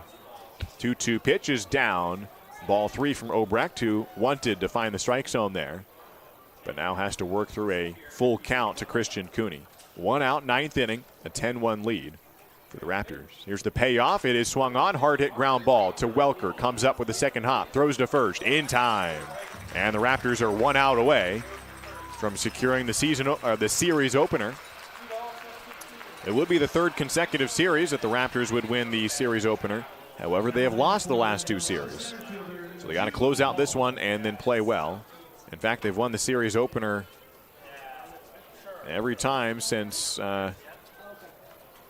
losing to Cowlitz back on June 17th. Here's a swing and a miss from Jude Hall. But then they beat Portland, Victoria, Portland again, that's 3, Corvallis 4, Yakima Valley, that's 5, Bellingham, that's 6, Springfield, that's 7, Then that's 8, Cowlitz, that's 9. This would be the 10th consecutive series opening victory if the Raptors close it out. A ball outside, and it's 1-1. The 1-1 offering from Obrecht is below the zone, ball 2. Cooper Rons will get the win as long as Ridgefield closes it out here. Obrecht would get the save. Freeman would suffer the loss. The Raptors could improve to 25-17. The 2-1 pitch is just slow and away, ball 3. Obrecht has been so effective today. 3 1/3 innings, just 3 hits, no runs, no walks, 1 strikeout.